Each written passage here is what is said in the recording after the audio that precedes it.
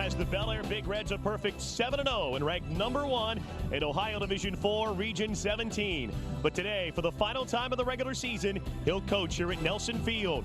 Can he keep the undisputed streak alive, or can Steubenville Central hand them their first loss of the season? You'll find out next on the OVAC High School Football Game of the Week on Comcast.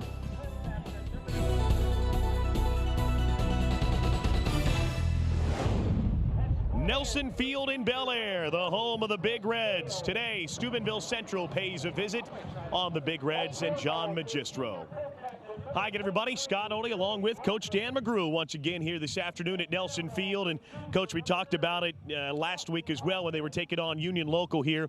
Today, the final time that John will line up here at Nelson Field in the regular season. And no matter how much he tries to downplay it, it has to be an emotional situation for him this afternoon. Well, I'm sure it is. You know, you've been here for, what, 28 years or 23 years? This is his 23rd, yeah. You know, and he's had great success. He's had great teams. They say there's maybe 100 or 200 of his ex-players being here today, and the town's out. There's a nice sign up here on the hill, and it's a great day for football, and it's going to be a great day for John. An exciting, emotional afternoon of high school football ahead for us. There's no doubt about that. Plus, they have a strong opponent lining up on the other side of the field from them as well.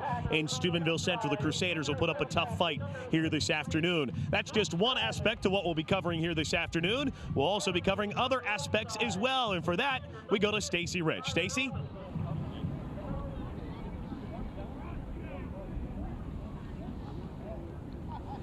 Thanks, Coach. I don't think there's much else they can say. The fans here at Nelson Field will be saying goodbye to Coach John Magistro, at least for the regular season home games. This is his last regular season home game here, and I know the players and the fans are going to miss him, and I know the players really want to win this one just for him.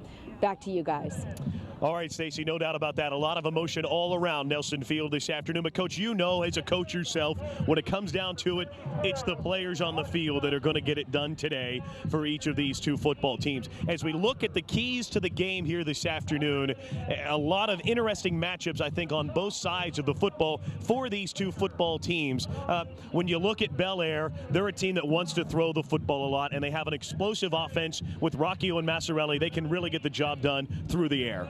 Yeah, you're looking at a quarterback that's thrown for just under 1,800 yards and 25, I think, touchdown passes so far. And you have a great receiver in Masciarelli that's around 800 yards receiving, and I think 15 touchdowns. But you've got 3 or 4 other receivers. Bellaire also has a decent running game. They set up the run with the pass. And once again, you know, Rocchio is he's a threat himself running the ball. No doubt about that. Let's look at the keys to the game for Steubenville Central here this afternoon. I think the biggest thing for them is they have to get first downs. We mentioned this last week for Union Local, but Steubenville Central has to try and control the ball offensively today. Well, yeah, absolutely. You know, one thing about Steubenville Central, Greg Eban will have them as ready as they can be to play. They'll be very, very physical. They will be well coached. They run the ball, but they also throw the ball basically out of play action. You know, it could be a situation that Bellaire's going to keep the ball away from them also. No doubt about that. Defensively for Steubenville Central, they have to be able to defend that pass and as best you can, I guess, when you're facing a team like Bellaire. Yeah, like I said, Greg is a defensive coach before he became the head coach. You know, unless he changes something, and I don't think it's going to change, he's going to be in a 4-4 doing everything out. He's going to be in a 3-zone deep, and he's going to roll into things. And, you know, if he's got the talent, he's going to be able to match him. If he doesn't have the talent, it could be a long day. When you look at the Bellaire Big Reds, what can you say about their offense other than, wow, I mean, they have been explosive every week of the season so far, put up 41 points on the scoreboard again last week. That ball game was over at halftime a week ago.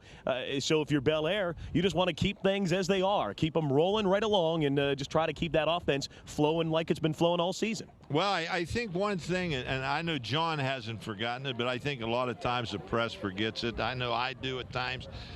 You know, I think a lot of the credit of Bellaire is the system, but the success of that system starts with an offensive line, and they block and they give Rocchio plenty of time. And I think that without them, it could be a different type of system you have to run. And put it all together, and they do a heck of a good job. Defensively for Bellaire, they have to try and slow the run down today. Jeremy Samples will be toting the ball, but they also, as you were saying, Coach, have to watch out for a lot of play action. Steubenville Central will throw the football, and they'll mix in some of that play action along with the run this afternoon. Yeah, you know, Steubenville Central is not going to do a lot of things that you haven't seen, but they do it well.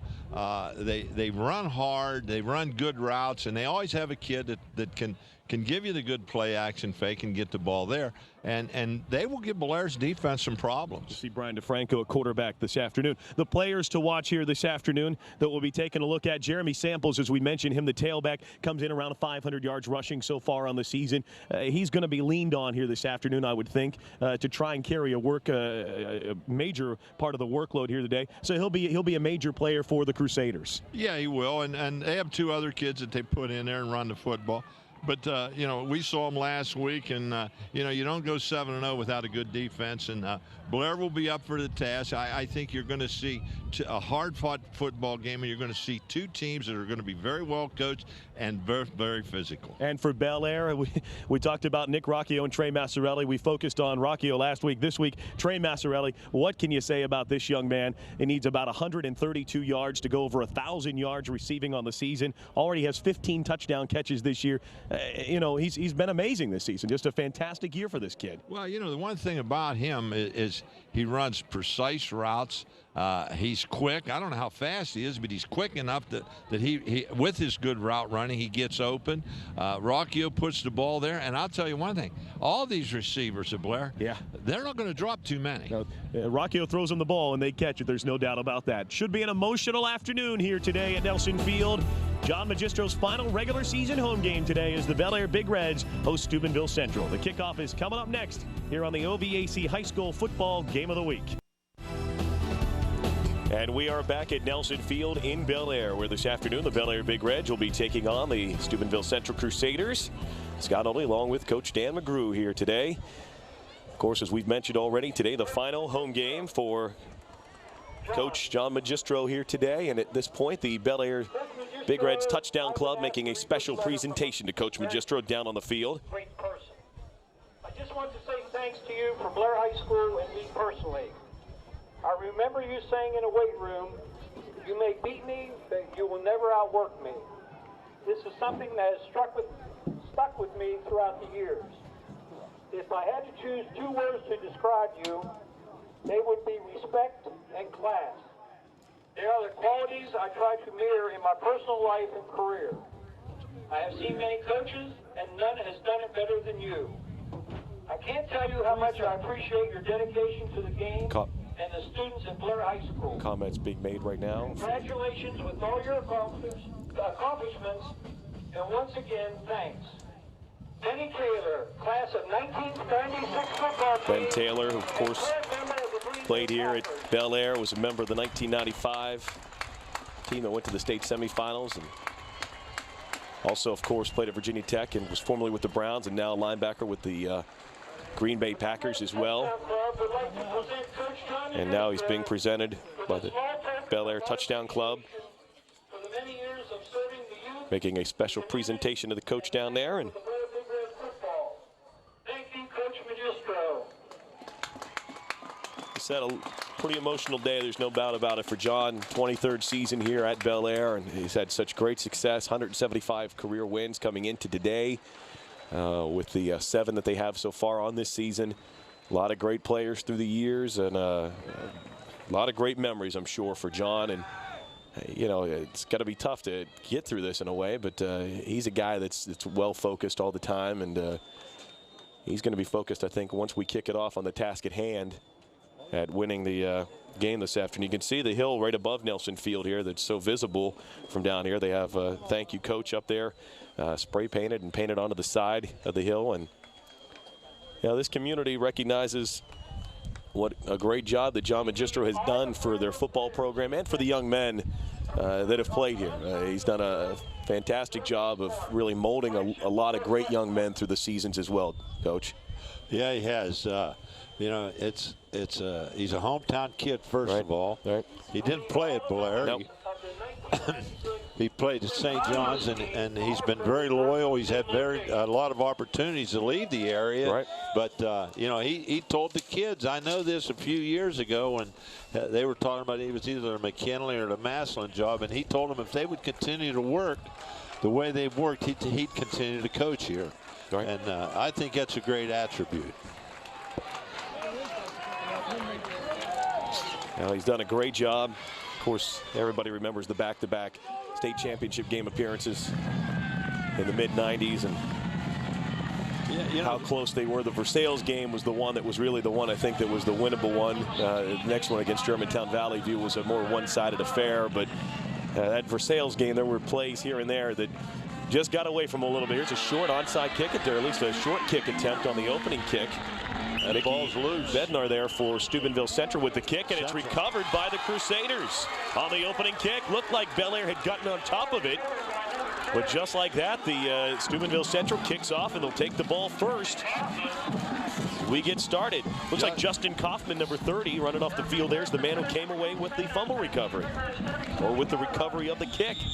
Yeah, that's a tough way to start the game. I don't know whether that was an onside kick attempt or the kid just didn't hit it right. It was a short kick. We'll see it here, Coach. Looks like it was intended the way he did. Did not follow through really with his leg. There was a short kick, and it's recovered by Steubenville Central. So they take over 1st and 10. The give is to Samples to the near side with a blocker in front. Gets over the 35 and takes it down to about the 31-yard line.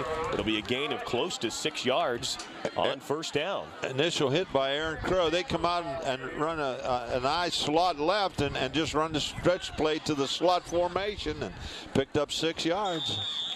Gain of 6 on 1st down. 2nd and 4 for Steubenville Central as they take over after recovering the opening kick. I said again. DeFranco under center, takes a 3-step drop, looking to the near side for Samples, who makes the catch. Only a gain of about a yard. He'll go out of bounds at about the 30. So it's going to be 3rd down and a long 3. Tackled by Ross Johnson. They come on, they just ran a swing into the short side of the field and the weak side of the formation. Held it to 2-yard gain. Good play by the defensive end who come off and made that tackle. So it's 3rd down and 4. 3rd and 4. I set twin receivers to the near side. Double tight end. Here's the give to Samples right up the middle. Big hole over the 25. He'll have the 1st down as he's taken to the 24-yard line. A gain of 6 yards on the carry that time by Samples. Once again, Ross Johnson on the tackle. They just run a lead draw up in there and had a pretty good hole. Here's the starting offensive lineup for the Crusaders today. DeFranco's at quarterback. Brockway, Kaufman, along with Call, Gale, Umeni, Zizikowski, Zapolnik, Koslow as well on that front line. Samples again dots the I here on 1st down. They give to Samples again with a lead blocker. Takes it down near the 20. Gain of about 3 yards on 1st down. Run an isolation again to the short side. Once again, same player, 37, Ross Johnson. They've run the ball 4 times, and he's been on 4 plays. Here's the Bellaire starting defensive lineup. Traylinek, Reed, Kaiser, Matarkowski, Perko, Bruce, Mansfield, Masciarelli, Crow, Liberati. Well, the man you've called several times today already, Johnson, his strong safety. He's made several plays. Here's DeFranco again. Going down the middle for Samples into the end zone. It's overthrown and incomplete. Well defended as well that time by Bellaire. About 4 defenders in the area of Samples. See, Ross Johnson sitting out here, and he's a strong safety. At first, I thought he was a defensive end, but he's sitting in there, and he's playing in an invert look against the slot side, and he's very active. Going to bring up 3rd down and 7 now for the Crusaders. 3rd and 7 from the 21.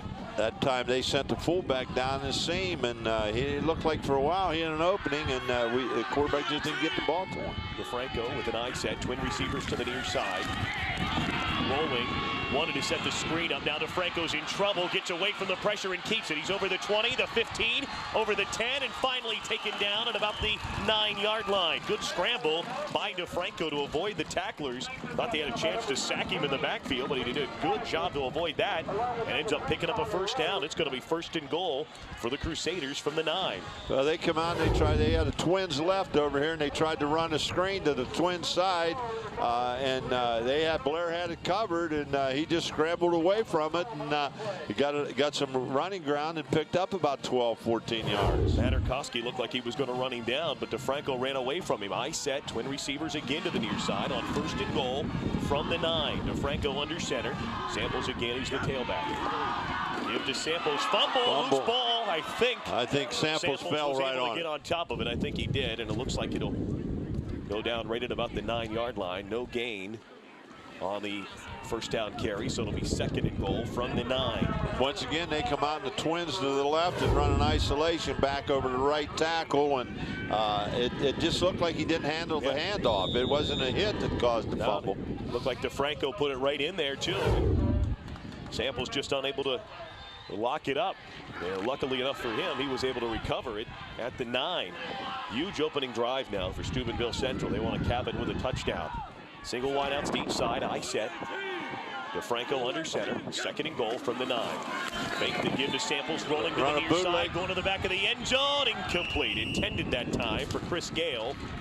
Just a little too tall for Gale. Well, they ran a drag, and they had Humeni, the tight end, breaking wide up through the middle, and he was wide open. He just didn't see him off the boot action. So it's 3rd and goal now from the 9. Bellaire trying to hang tough here. Yeah, they ran that off of the old counter Trey bootleg, and they had them both open, but the tight end was wide open. Humeni coming right down the middle. 3rd and goal from the 9. Steubenville Central sent 2 receivers to the near side. I set again. Brockway's the fullback. Samples is the tailback. Here's DeFranco. Run the draw with Samples. Hit at the 8. Drives his way near the 5. It'll be a gain of 3. But it's going to be 4th and goal now from about the 6. Just over the 6, just outside the 5. Initial contact there was by Mansfield. He slowed him up, and then a host of the defensive backs and linebackers got in there and stopped him on there just short of the 5-yard line. They'll bring in the kicking unit now to attempt a field goal from the far hash. Now inside the far hash. Right about dead center, really, now. The kicker is Luca DeMichael, number 75. Luca DeMichael's the kicker. The holder is Luca Call. Here's the snap. The hold is down. The kick is up, and it is good. So Steubenville Central strikes first here this afternoon. DeMichael with a field goal to put them up 3-0 early. I think they would have liked to come away with the touchdown. They had the opportunities there, but they got points. Yeah, I think that's the most important thing. I think that's a big defensive stand for Bellaire, really. Central come out there with 3 and very easily could have come out with 7. And I think that John's team's got to come back and handle that adversity, which if the pass is anything to do with the future, I'm sure they will. So it's 3-0 now. Steubenville Central. DeMichael with a 23-yard field goal to give them the early advantage here. Surprised the way that Steubenville Central elected to open the game there with Coach Bain. That short kick. The thing about squib or short kick, whatever you want to call it, if they work, they're great. If they don't, you've given up field position. It's a chance. They took a chance and it worked their way, and they got on the board. Bednar now to kick for Steubenville Central. See what his follow through looks like this time. Again, little squib, short action. It's going to be picked up though by the Big Reds, and on the return, that's Anthony Hawker getting to the far side. We saw Hawker last week in a reserve role, coming in late in the game as a receiver, showed some good speed. I still don't know. Return out over the 35 to about the 36. Scott, I still don't know whether that's might not have been a plan or it just happening that way.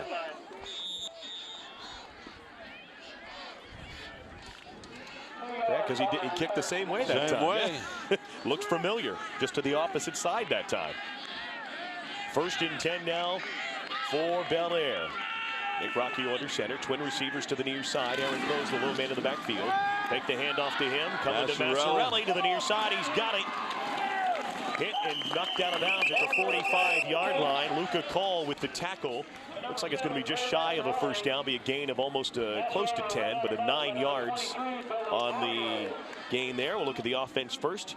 Nick Rocchio is the quarterback. Kaiser and Crow in the backfield. Masciarelli, of course, 15 touchdown receptions already this season. We saw Barnes with a touchdown catch last week. Liberati, Robinson, Spradling, Stevenson, Mansfield, and Bruce are on the line.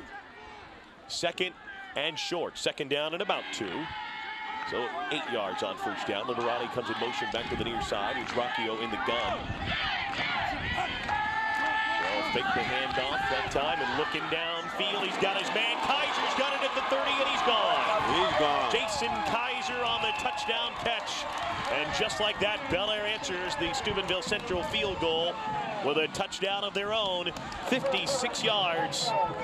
And Bellaire leads 6-3. Well, they come out that time with the, in the gun, and they just faked the looked like the read option, and Kaiser, who we talked about last week, one of the top sprinters in the state, and he got if he gets even, he won. Get it, and he was way more than even. And there's no doubt about that. It's windy out there. Rocchio just put it right there. Well, the extra point attempt now for the Big Reds. Snap is back. Kick is up. Perko's kick is good, and it's now 7-3. Bellaire. So Rocchio to Kaiser. 56 yards. Well, it didn't take us long to find out they were going to throw the ball. Not at all. And Kaiser, I hate to say this, but he's almost kind of the forgotten guy in a way, Coach, with this offense, because we talk so much about Rocchio and Masciarelli, but Kaiser on any other team would probably be the #1 weapon because of the speed that he has and the ability that he has. He's a great athlete. But the great thing about him is, you think back during the season, you don't make a lot of calls with his name, but when he makes big plays all the time, both sides of the ball. He turns the game at St. Clairsville around. He turned the game at Wheeling Park around with defensive plays. He won both of those games basically with his defensive plays. There's no doubt about that. Well, both teams had it offensively, and both teams have scored on their opening drives here this afternoon. So good ball game so far, 7-3. And shoot, we still got 7 minutes to go in the opening quarter, Coach. Yeah, and I'll tell you what, both teams opened it up. Bellaire to kick it off now. There's Perko. Runs up to the ball. High end over end kick. Go all the way back to about the goal line. And here's Vince Frizzy looking for an opening. Won't find one, and he's tackled shy of the 20 at about the 17-yard line. That was excellent coverage by Bellaire, and the little mighty Mike Eric Canner was in there, and the first guy down and makes the play. Dustin Kaufman on the return, coming off to the near side. So it's first and 10 now for the Crusaders. Ball on their own 18-yard line. Steubenville Central is always a very solid defensive club, and that's a perfect example of what this offense can do. Well, they've been on the play fake. There's no doubt about that. On the last possession, Samples trying the middle, and he's met Traylinek there on the defensive play for the Big Reds, along with Mike Reed as well. Also in on the tackle that time for Bellaire. Middle linebacker Nick Perko right up in there too. Once again, as I said, these are going to be two well-coached and well-schooled teams, and two real tough teams. Yeah. We saw Traylinek last week. I mean, he's a great athlete. He scored a touchdown last week out of the backfield. Right. So he's quick and can get to the football, and he showed it that time from his middle linebacker position. I said again, single receiver to each side. Call's going in motion now to the far side on 2nd and 10. Fake the handoff to Samples. DeFranco rolling, looking for Call, too tall, and incomplete. Once again, that's that same play, only going the other way, and Humeni, the tight end coming backside, is wide open again. Gale and Humeni both were the second and third progression, and they were both open downfield, but DeFranco couldn't get the ball to him. That one intended that time for Call was too tall, and it's incomplete, and now it's 3rd and 10 for the Crusaders. Yeah, like we said, there's not a lot of 3rd down 10 plays. They have to try and pull one out of their hat here now. Trailing 7-3 early on. They're in an eye right formation. Wide receiver both sides. Palma and Samples over the backfield. Here's DeFranco. He's going to throw the to hook. the near side, and it's almost intercepted by Masciarelli.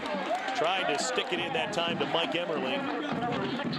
And Masciarelli jumped that route, nearly came away with an interception. Well, he had his hands on it, but if he was on offense, I don't think he'd have dropped it.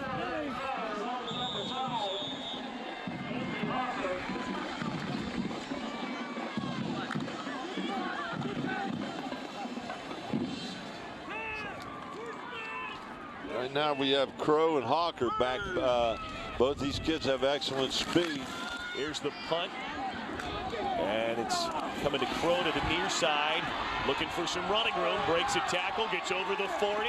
Finally taken down at about the 33-yard line. Tackled by Longo.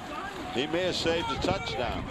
Here's something you don't want to do. You know, Coach Payne's thinking about this. You don't want to give Bellaire a short field. They're going to start now on Steubenville Central's 33-yard line, and that's about as bad as it can get if you're Steubenville Central, because you just saw what they could do starting from deep in their own end on the last drive, and now you give them your 33.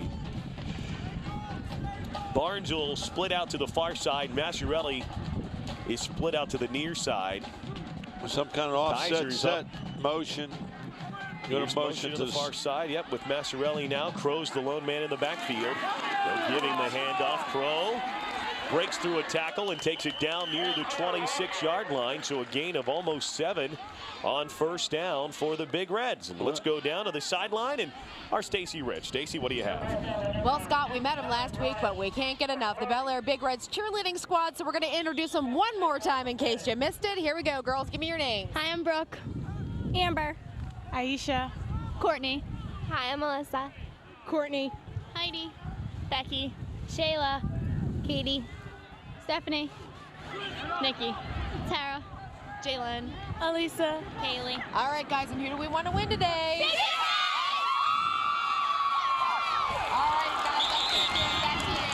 All right, Stacy, fumble in the backfield. Looked like Rocchio had problems controlling the snap from center. It gets batted around and it's recovered by the Crusaders. So Steubenville Central takes back over on their own 30-yard line. Yeah, it was a little wide that time. That's something, you know, you just don't see Bellaire too many times have two turnovers this quick. No, you don't. So it's 1st and 10 now for Steubenville Central on their own 30. There's Wing receivers to the far side, motion in the backfield with the fullback. They give it to the fullback and no running room at all that time. Jeff Majeko, he's taken down at the 30, or excuse me, at the 28. He lost about 2 yards. It's going to be 2nd and 12. Ram Majeko had him go in side motion there and then tried to give him the ball back. Run a little counter action back, and Bellaire was waiting on it. So a loss of 2 on first down. It's 2nd and 12. DeFranco with an eye set again. Majeko and Samples are in the backfield. Single wideouts to each side. On 2nd down and 12. Here's DeFranco. Short drop, and he's going to be dropped as well. Back at the 25-yard line. Kaiser on the tackle that time for the Big Reds. Kaiser's in and outside. They were in a 4-4, and he was the outside linebacker, and he came on a blitz and sacked the quarterback. Here it is on the replays. Kaiser was in the backfield quicker than DeFranco that time almost. No opportunity to try and throw the football. Anthony Fry was also back there as well, number 64. So now it's 3rd down and 13. 3rd and 14, actually. From the gun, DeFranco. Looking downfield, pressure. Gets away from it initially, but he will not get away from the second part of the pressure. Nick Perko with the sack, and it's a loss back over the 20 into the 19-yard line. Bellaire's giving them some different looks defensively. That time they come out and had a 3-man rush and got to him off of a 3-man rush. Yeah, Perko just kept after him, and DeFranco couldn't get away, and the coverage downfield was so good that he had no opportunity to try and put it up in the air. Yemeni now will do the punting, standing at his own 5-yard line. They got Masciarelli deep, returning punch. Yemeni end-over-end kick. This is short. It's going to bounce at the 42 and takes a backwards bounce for Steubenville Central. And it'll be down at the Crusader 40-yard line. So second consecutive drive that Bellaire will start in Steubenville Central territory. The last one, luckily for the Crusaders, ended on a fumble that was recovered by Steubenville Central. But you can't keep this up. And right now, Bellaire winning the war on field position. Well, defensively, as I was saying, Belaire's coming up and they're setting in sometime a 5-3 and they're jumping to a 4-4. Maybe it's confusing them a little bit now. The last time they come out, they went into a 3-man line rush and got the sack off of that. Greg Bain on the sideline there. Hoping his defense can come up with another big play. Here's Rocchio under pressure going downfield. He'll just throw that, and then the penalty flag comes flying from the far side. They're going to call intentional grounding?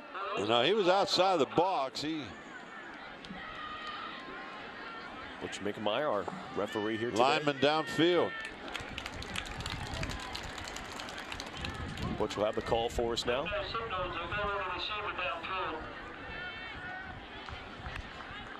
I didn't see that.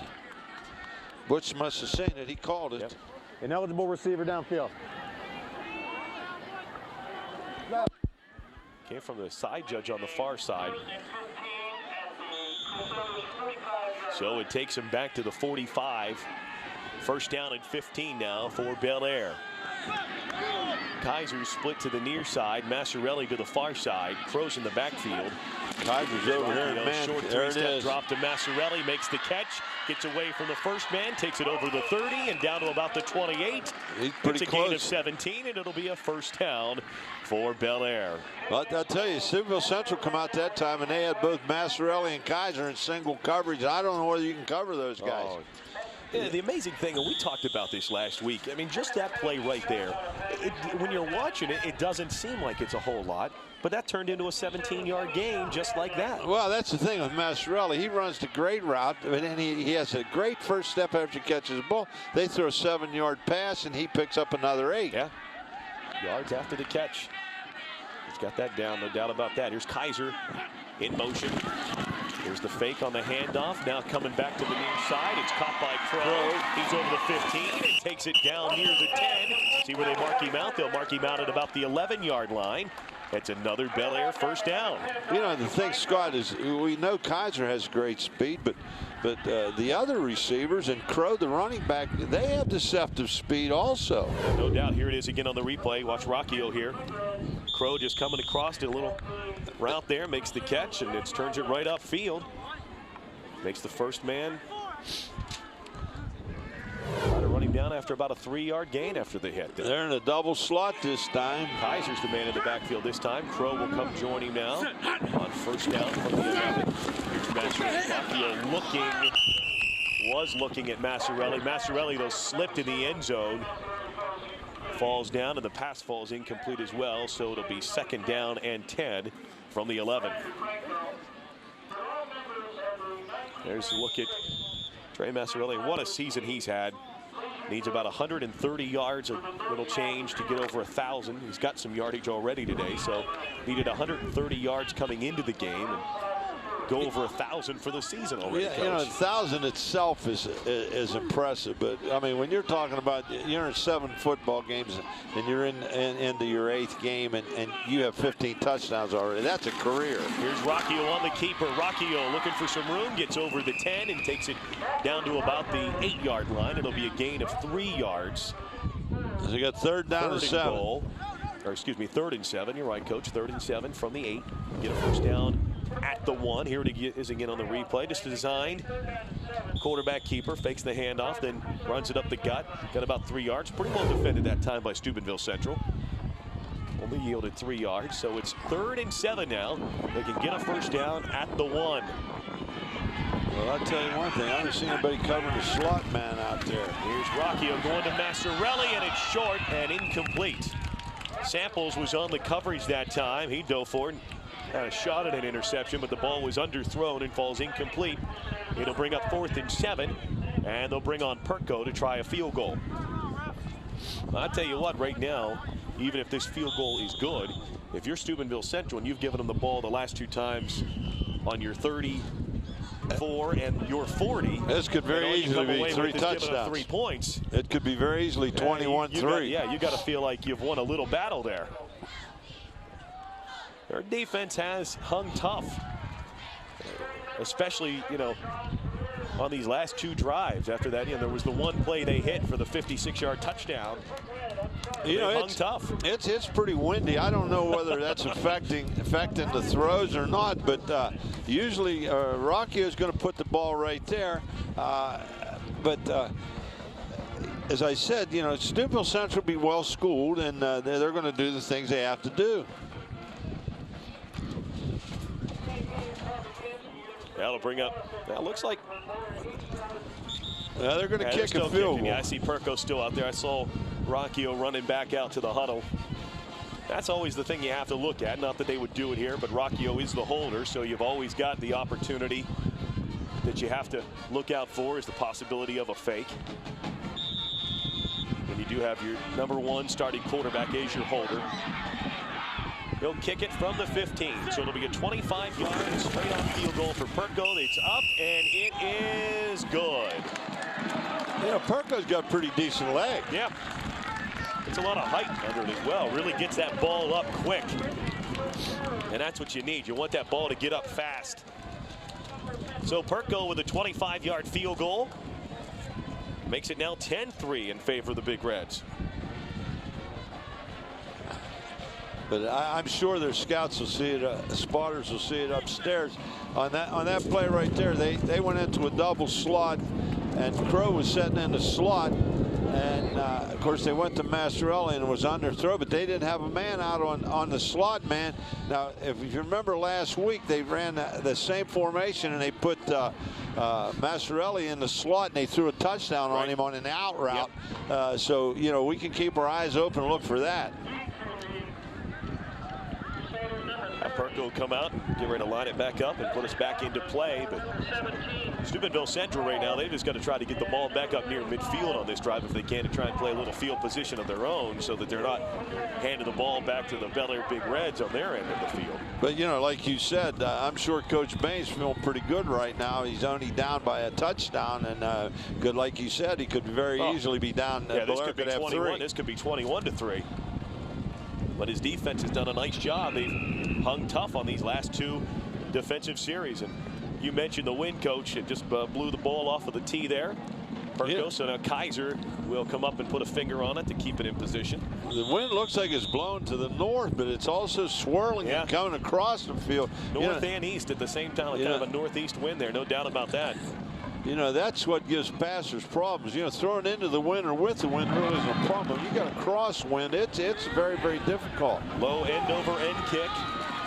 It'll be returned by Steubenville Central. Opening up the middle. DePalma does a nice job to get it over the 30 and out near the 34-yard line. So Steubenville Central have a pretty decent field position to start. They'll mark him at the 33 is where they're marking down. 1st and 10. For the Crusaders from their own 33, trailing now 10-3. And there's a look at that flag. Yeah, sits here in the northwest corner of Nelson Field, and well, you know, if you look, it's straightened out today. If you look at it, it looks like the U.S. flag's blowing north and the Bellaire flag's blowing east. Yeah. Of course, my eyes are old. Blowing right in our face, I know that. I set twin receivers to the near side on 1st and 10. Fake the handoff to Samples. Here's to Franco with some running room to the near side. He picks up about 7. 40-yard line before he's taken down. They ran the old outside belly, and he kept it on his own. And like I said, he picked up about 6 yards. Tyler Rose was the man who made the tackle that time for the Big Reds. Gain of 6 yards on 1st down, so it'll be 2nd and 4 now for the Crusaders. Just rode it into the belly of Samples and then kept it himself. Like I said, said last week, that tackle was made by one of my old teammates' grandson, Paul Rhodes. Paul used to coach at Bellaire St. John's. I set. Franco, 3-step drop, going to the far side, and the ball was incomplete. Gale was the intended receiver. He put it right there. Yeah, just went off his hands and incomplete. Gale had one of those things where you see a lot of receivers, I think sometimes was already turning up field with it before he actually had it corralled, and it falls incomplete. Would have been a first down. Instead, now 3rd down and 4 for the Crusaders on their own 39-yard line. This is a play where they'd like to get this, pick up this first down. They don't want to put their defense right back on the field. Again, they've gone 3 and out here, and they need to, last couple of times, they need to pick up a first down. Yeah, they're the Twins left out of the eye again. High set. They come with the trap. Trying to get up through the middle. He's hit right at the 40 and driven back. Yeah, they just run a lead trap up in there, and Bellaire did a very good job. Traylinek again. Traylinek, he's a good sized kid, and he's very active as an inside linebacker. Dustin Bruce, number 60, also went on the tackle as well. So now 4th on a long 2. You could call it 4th and 3. It's close. They're going to let the quarter run out before they decide exactly what they want to do. I would expect they would go ahead and punt. Well, they wanted to let the quarter run. They want to get that win. Get the win the other way, yeah, no doubt. Just as the quarter ended, it died down for a second, but it's picked right back up now. We've played one here at Nelson Field in Bellaire. The Big Reds lead 10-3 over Steubenville Central. Second quarter action is coming back next here on Comcast. We're back at Nelson Field in Bellaire. Steubenville Central and Bellaire going at it here this afternoon. There's some Steubenville Central fans. And Coach Greg Bain's team trailing 10-3 as we get ready to start the 3rd quarter of play here this afternoon at Nelson Field. You know, Scott, here's a situation that you see. Steubenville Central is a situation where, you know, the same names are playing when I was playing years ago, and they just like Wheeling Central, they just continue on. The same families are there, and it's great tradition, but it's also great bloodlines. Yeah. Great athletes, and as you said, great tradition. They've had great success through the years, no doubt about that.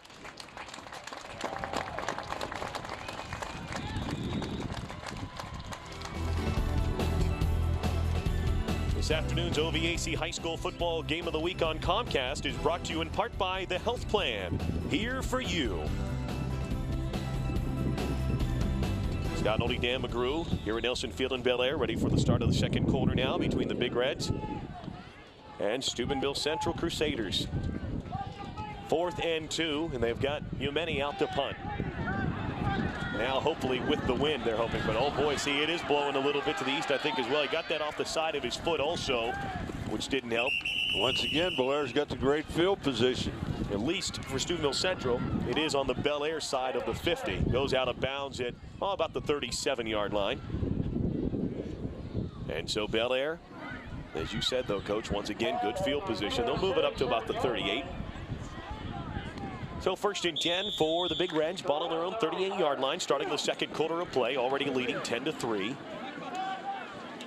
But, you know, just opposite of what we talked about Steubenville Central defensively, Coach Magistro's probably a little frustrated that it isn't 21-3 because he's had a couple of opportunities where he could have blown this game open early. Well, you know, as I noticed, and I haven't seen Steubenville Central this year, and I don't know whether they made a change, but they're normally a 4-4 team, but they're playing a 4-3, and I'm sure that's to get an extra defensive back on the field. Sure. Dead ball, encroachment on the defense. They jumped that time. They give Bellaire an easy 5. Still first down, 1st and 5. There's Greg. You won't see a more intense coach on an OVAC sideline, I don't think, than Greg Bain. Oh, no, and you'll never find a guy that works any harder either. Here's Crow going in motion, comes into the backfield with Rocchio on 1st and 5. So Masciarelli sitting out here in single coverage. Crow, he's got the handoff, bounces off a couple of would-be tacklers, and finally corralled at about the 43-yard line. Not much of a gain on 1st down. You know, they're sitting out here. They're putting this kid on an island out here with Masciarelli, and you know, I think they're going to test him. They're going to hit an out on him, and then they're going to hit something deep on him. And you know, the Masciarelli kid, as I said, I don't know how fast he is, but I know he's quick enough to get open. He'll be on the opposite side this time, I would think. Now they're doubling him over there. Twin receivers to the near side. Masciarelli's the lone man to the far side. Central's coming with the blitz. Split backs with Rocchio in the backfield on 2nd down at about 4. Trying to hand off, and then Rocchio's going to keep it. And he trips as he was trying to get A cut back inside. Humeni is there to cover him up right at the 40-yard line, so it'll be a loss of about 3 and going to bring up 3rd down and about 7. It looked that time like they checked off into they run a read option out of that split backs, and he saw the coverage over there, so he had one defensive back less setting in that slot. So another double, and Masciarelli again over there. Twins again, same set on 3rd down and 7. Fake the handoff. Rocchio with pressure steps up in the pocket, gets over the 40, and he's hit at about the 43-yard line, and he'll be stopped short of the 1st down. I think it was Majeko who made the tackle, or was it 44 as well? Also in on the tackle.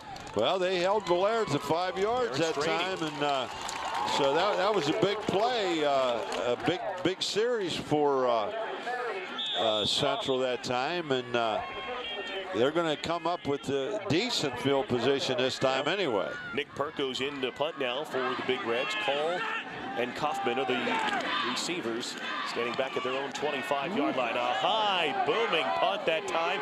Call with the fair catch, loses it, but is able to get right back on top of it at his own 20-yard line. There's Traylinek to cover him up. Down there, he was there sniffing that football. Good thing for Steubenville Central that he's able to get on top of it that time. Let's go back down to our Stacy Ridge. Stacy? Well, Scott, I'm down here on a very noisy Steubenville Central sideline right now, and I'm joined by the Steubenville Central cheerleaders. And first of all, guys, please introduce yourselves.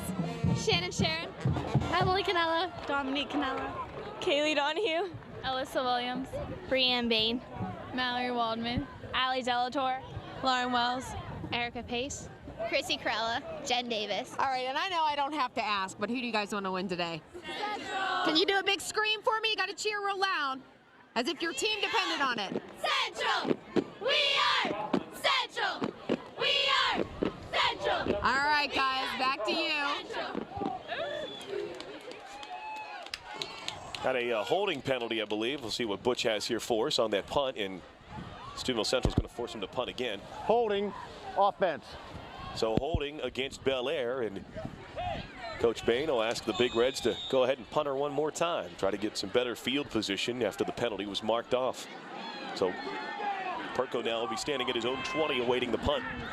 Kaufman is back along with Call.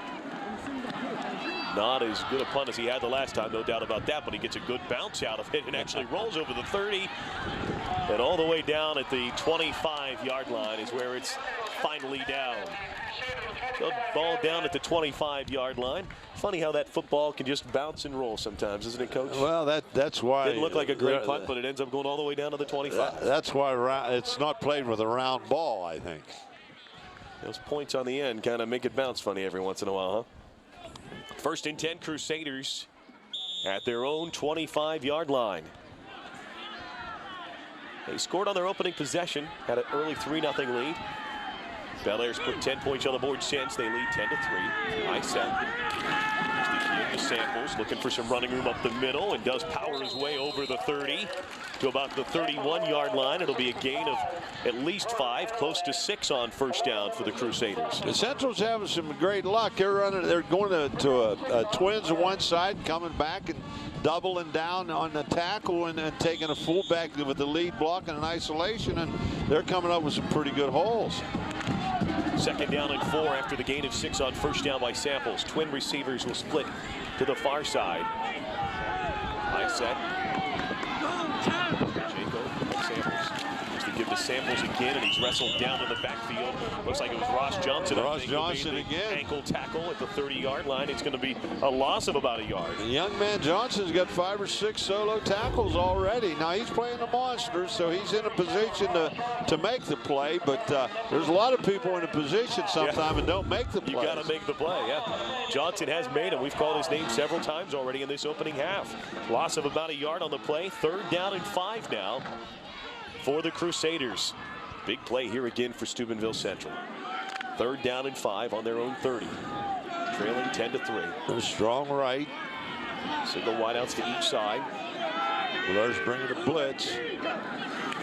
Mr. Franco running the option to the near side. They'll pitch it back to Samples, who gets over the 30, but he's taken down by Traylinek at the 31-yard line, 32-yard line. He'll be about 3 yards shy of the first down. It'll be 4th down and a long 3, close to 4. Well, I'll tell you, Bellaire played that time. They ran the option. You couldn't play any better.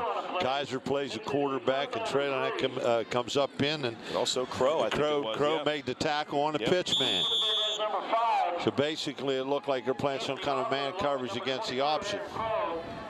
And it covered well. Humeni into punt again. Hocker is back this time along with Crow for the Big Reds. They're the deep men back just over their own 40-yard line. Humeni with the punt. Comes to Crow at the 30. Oh, bounces in front of him. Took an awkward bounce. Now he picks it up.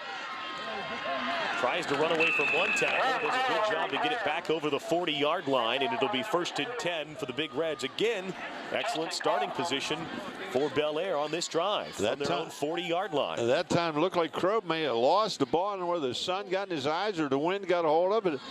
He went to make the catch, and the ball hit about the yard in front of him. It kind of took an awkward bounce on him, and it was just lucky enough to come away with it. You'll see it here again. He looked like he had it and then lost it and kind of short-armed it. And lucky enough for him, he had enough opportunity to be able to go ahead and pick it up and still get the ball over the 40-yard line. Twin receivers to the near side.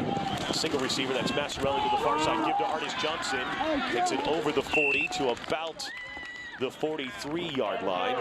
Be a gain of 3 yards on first down. It'll be 2nd down and 7. Majeko with the tackle again for Steubenville Central. He was all-state as a linebacker a season ago on a team that, of course, many of you remember, advanced to the Ohio Division 6 state championship game and finished as the Division 6 state runners-up. A great run a season ago by the Steubenville Central football team. Well, I'll tell you, Central's changed up somewhat. They're rolling over into Masciarelli and giving him under and deep. But pressure on Rocchio, throws that short, and it's incomplete for his intended receiver that time. A little bit high. Tovasic that time. Falls incomplete. They got some decent pressure on Rocchio that time. Here it is again, Coach, on the replay.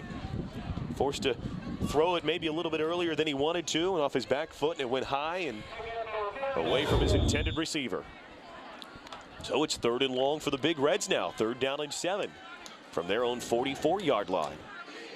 Twin receivers to the near side, Liverati and Barnes. Masciarelli's to the far side. Here's Rocchio in the gun.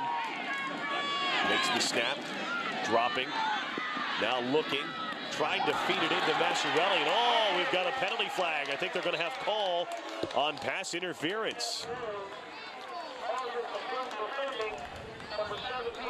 Luca call, number 17, was the man on the coverage that time. Pass was intended for Masciarelli, falls incomplete. And here comes Butch Mickemeyer with the call for us here.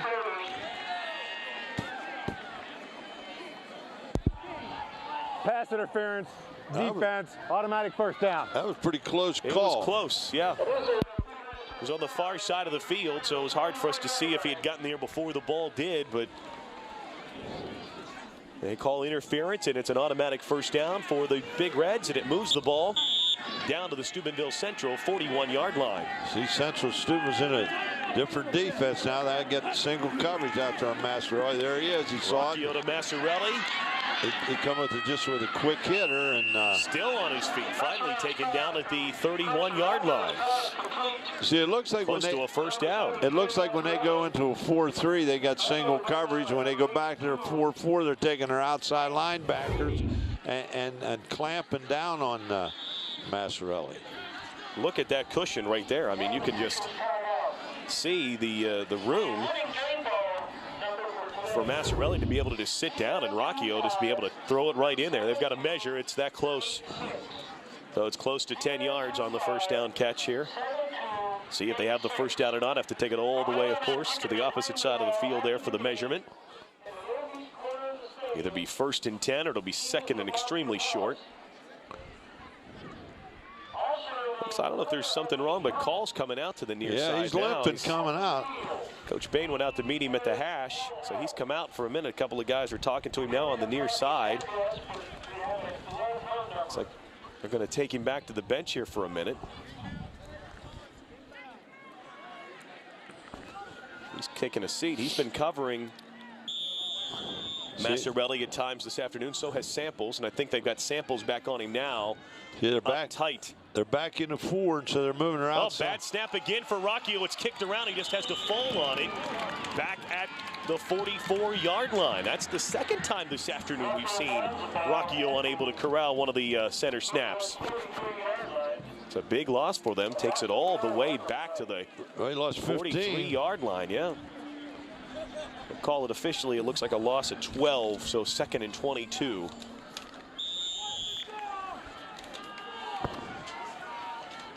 Twin receivers again to the near side.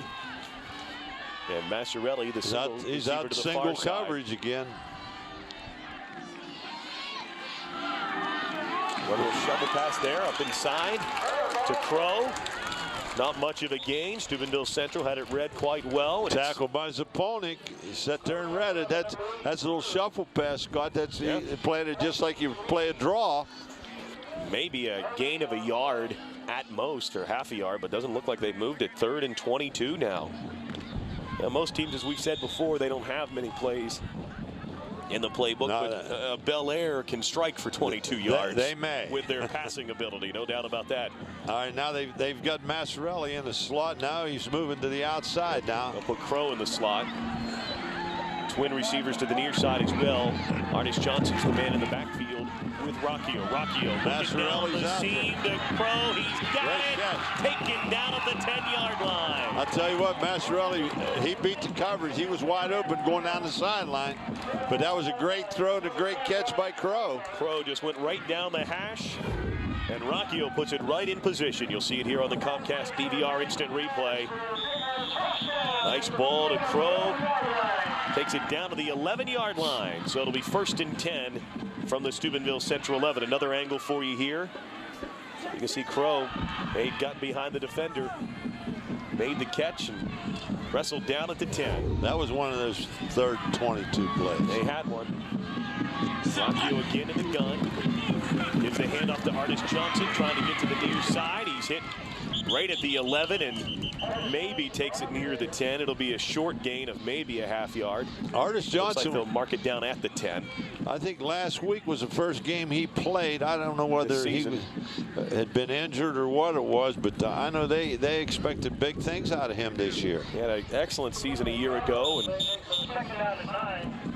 he's had some situations, I think, that have kept him out of being able to play, but he's back now, and they obviously are hoping to get a good last third of the season out of him, and they hope a long run in the playoffs as well. Masciarelli's in the slot over here. Look for an out route. Masciarelli in the slot. They bump him at the line of scrimmage. Oh, what a great catch at the 1. A one-handed catch by Masciarelli. They bumped him, but he still was able to get back out there in time to dive and make the one-handed catch. Well, when he gets in the slot, they like to throw the out route to him, and they did. And I'll tell you what, close to 1st and goal. Watch this on the replay. Great pair of hands. Look at that. Looks like he tipped it up to himself and then made the catch. Here it is again, another look at it. He did. He just tipped it up in the air to himself and made the catch. He's about a few inches short. Yeah, he's closer to the 2. I thought he was closer to the 1 where he actually came down. So going to be just shy of a 1st down. 3rd down, and it'll be less than 1. 3rd and inches from a 1st and goal situation. Here it is again on the replay. Another great look at it. Look at that excellent effort by Masciarelli. If they run true to form, I wouldn't be a bit surprised if Rocchio doesn't run the snake here. We've seen it about 5 or 6 times already this year. I think he has 7 rushing touchdowns, and I think about 6 of them are that style in that formation. Fumble on the snap, though, it looked like. Rocchio keeps it. And he's not in the end zone, but he looks like he'll probably have the 1st down. Looked like he lost the snap again, didn't it, Coach? I couldn't see from here, Scott. They're going to measure it Which again. wants to bring the sticks out again. They're going to measure it. Maybe he just dropped down to try and get lower, but I thought maybe he had lost the handle on the snap.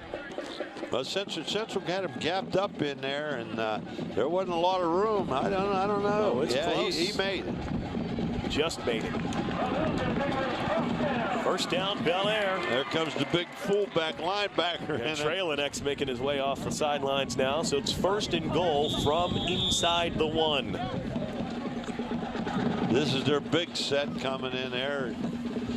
They're going to go into power eye or at up back set that John runs, and I wouldn't be surprised if Traylinek don't bang it in there.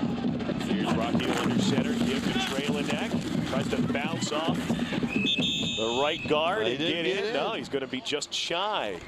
Looked like he tried to act like a running back. Tried to make a move that time, didn't he? Yeah, he tried to look like a running back. Bounce it outside.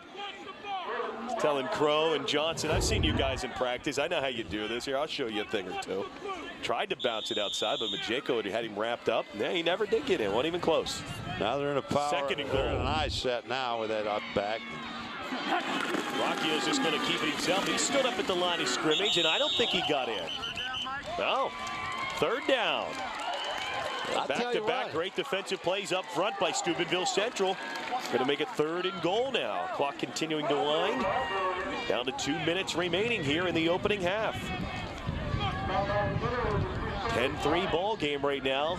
Steubenville Central trying to keep it there. Rocchio, we saw him on that play, trying to just sneak it up in there and see if they might go to it here again, or if they try to go to Crow this time, or maybe Traylinek again. Well, they're in a nice set now. Here's Rocchio on 3rd and goal from the 1. They'll give it to Crow. Crow stood up, but he wiggles away and gets his way into the end zone for the Bellaire touchdown. Had to make a man miss, but he did, and he gets his way into the end zone for the 1-yard score. So Bellaire adds to it. It's now 16-3 as we await Perko's extra point. Here it is again on the replay. Majeko was there, but just couldn't wrap him up in the backfield. He stepped away from him. He just put a little juke on him. And I think DeFranco was the other man who was there, but was unable to wrap him up either. Here's the extra point. Kick is up. Yes. And it is good. So Crow takes it in from 1 yard out. And the extra point's good. And it's now 17-3 in favor of Bellaire. Let's go back down to Stacy Rich. Stacy? Well, Scott, I'm here with one of the former players. There's quite a few of them here today for Coach Magistro's last regular season home game. Brian Seacrest, first of all, tell me that it was 96 you graduated? 97 graduated, 96 football season. 96 football season. Tell me what was significant about that for the fans that aren't aware. I mean, it was a year we were a little bit underdogs. We lost a lot of seniors the year before. You know, we were predicting not to win out. We won out 13 games and got beaten in the state championship. And the year before, it was all about offense. Our year, it was all about defense, and that's kind of a Bellaire tradition, is just being good defensively and playing really hard. So. Now, today's emotional, and you and I were talking a little bit off camera. This team, a lot of this team is wrapped around the coach, but it's a team regardless. Sure, yeah. I mean, it has a lot to do with the community and the tradition that goes over 100 years, and you know, all the players. It's all about playing every game, every down like it's your last, and playing really hard. And you know, Coach Magistro is great at bringing that out with the kids and making them understand the life lessons that come along with playing high school football. So now, if Coach watches this afterward on demand, what would you like to say to him? Just thanks for everything. You know, I've been around Coach Magistro all my life and around this field and the program, and it's been great to be a part of and watch kids develop and watch people get a little bit of recognition for working hard. And you know, Bellaire's always been known for hard-working people, blue-collar. And, you know, we just want to continue that tradition forever. So. All right. Well, thank you very much, Brian. I appreciate it. Back to you guys up in the booth. All right. Thanks, Stacy. Yep, I remember those 95 and 96 teams quite well, making back-to-back trips. The Ohio State championship game. And for those of you who don't realize what a feat that is, to be able to go to an Ohio State championship game in back-to-back seasons is almost unheard of, really, when you think about it. Yeah, it is. You know, when you consider you got, what, 700 schools playing football in Ohio, and when you get in the state championship game in Ohio, you're pretty good football. Here's DeFranco's just going to keep it after dropping back, and DeFranco able to take himself up over the 30 and near to about the 33-yard line there on first down. So a pretty good carry by DeFranco. Once again, Ross Johnson got a foot. He's like we've been saying, he's been in an awful lot of tackles today. You know, the good thing about this game, it's 17-3, but I'll tell you one thing, Steubenville Central's not going to quit. Steubenville Central here on 2nd and short to give to Samples. There's Ross Johnson again. Close to the first down. Looks like they should have it. Coach, I've talked to you before about this, and I know, of course, you're a Steelers fan, and so many of our viewers out there watching are Steelers fans as well. But, folks, now you can follow the team whenever it's not game day with the new Steelers 24/7 exclusively with Comcast On Demand. Steelers 24/7 is free, exclusive coverage created only for Comcast. You can't see it anywhere else. Call 1-800-COMCAST today for more details. Central's in a strong right eye. They got the first down, obviously, so it's 1st and 10 from their own 35-yard line. Pressure from the backside, and down goes to Franco. Kaiser initially coming backside linebacker as well. Dustin Bruce coming up inside. Making the hit and taken to Franco down at the 30. It's a loss of 5. There's an indication, you know, you talk about speed on a football field, as we said, alluded to many times, Kaiser's one of the top sprinters, and that time he came from an outside linebacker and caught the quarterback on a roll up to the other side. And that's going to be the final play of the opening half. Bellaire will go into the locker room with a 17-3 lead over Steubenville Central. Folks, though, don't forget, make sure you stay tuned. Stacy Rich will have our halftime show coming up in just a few moments. Great first half so far. 17-3 is the score in favor of Bellaire as they try to improve to 8-0 on the season here at Nelson Field. It's halftime. Again, stay tuned. Our halftime show with Stacy Rich is coming up next. You're watching the OVAC Game of the Week on Comcast.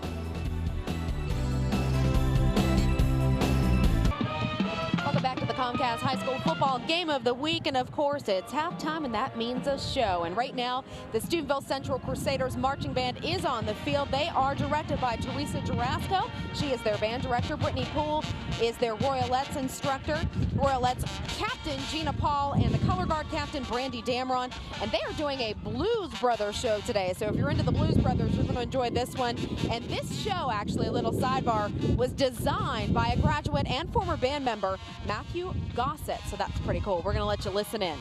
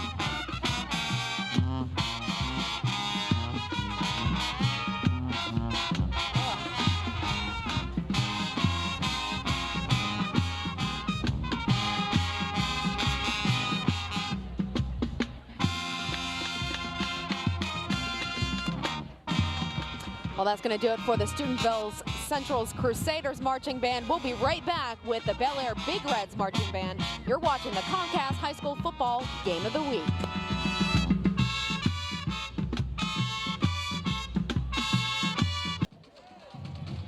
Welcome back to the Comcast High School Football Game of the Week. It is halftime, and the home team Bellaire Big Reds marching band have just taken the field. They are under the direction of Kevin Reed on the field. They're directed by Field Commander Kyle Cook and their red line captain Jessica Anderson, flag captain Renee Weekly.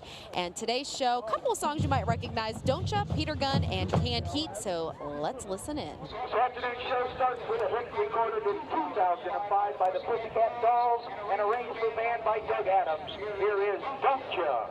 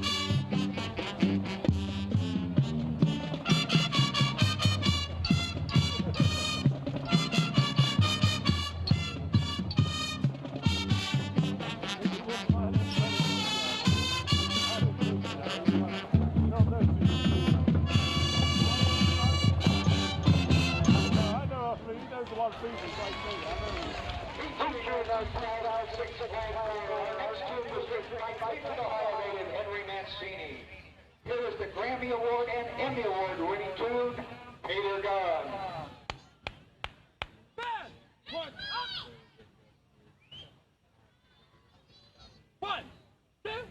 One, two, ready, play.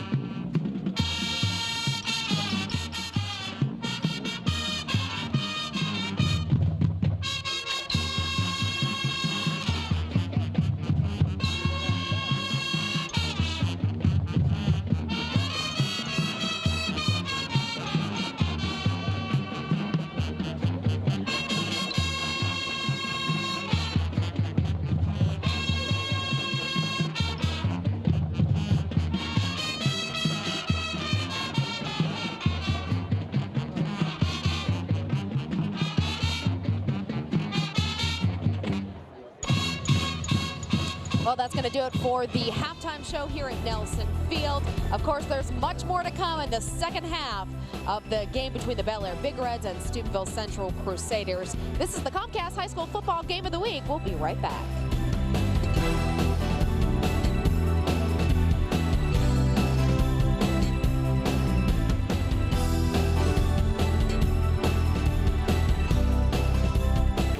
At Nelson Field in Bellaire. Halftime, the Bellaire Big Reds leading Steubenville Central 17-3. Scott Oley and Coach Dan McGrew back here on the broadcast with you once again, and we're joined now by Bellaire head coach John Magistro. And Coach, first half you're leading at halftime. Had a couple of opportunities though to maybe make it the score a little higher. What'd you say to the guys at halftime? Well, we have more turnovers than we normally have. We're having a hard time with the football. Nick's been dropping it, and so I don't know. We're trying to get that taken care of, but.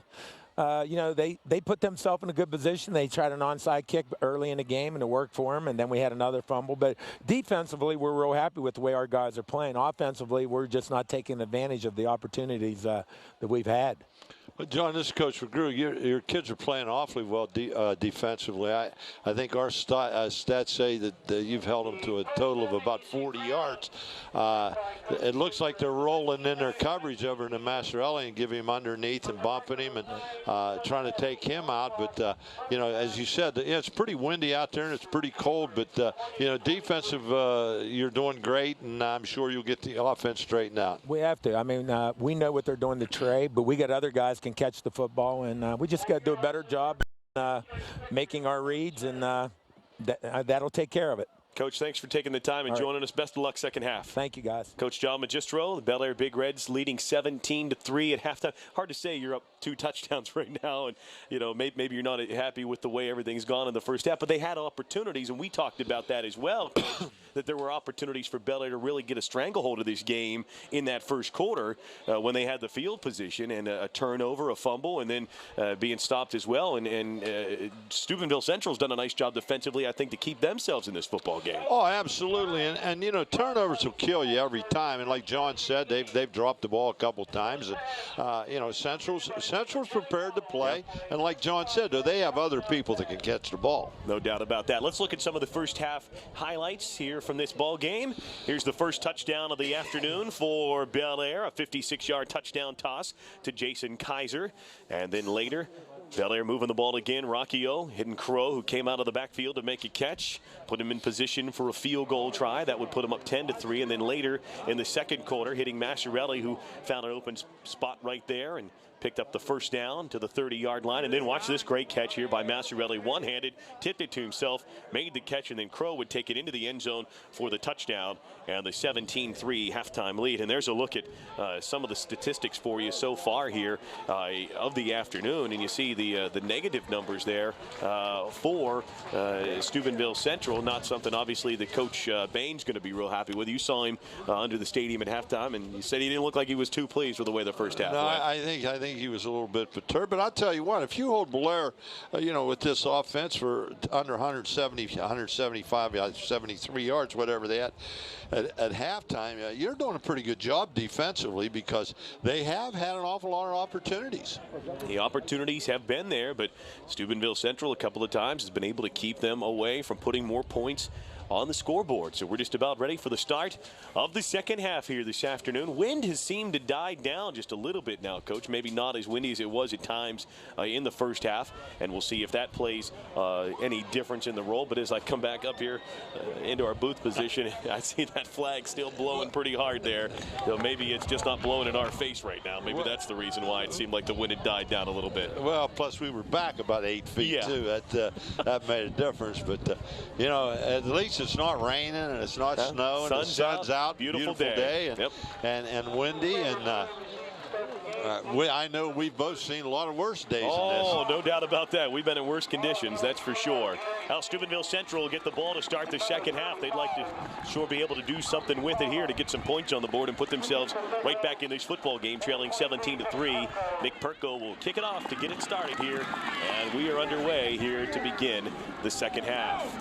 Looks like it's Samples that comes away with it on the return, gets to the outside, but then looked like he tripped off of one of his own blockers as he gets up over the 30-yard line, and they'll take it to the 31-yard line, and that's where Steubenville Central will start on their own 31-yard line as we begin the second half. Looked like Kaufman and Samples both wanted to try and return that football, but Samples was the man who won out.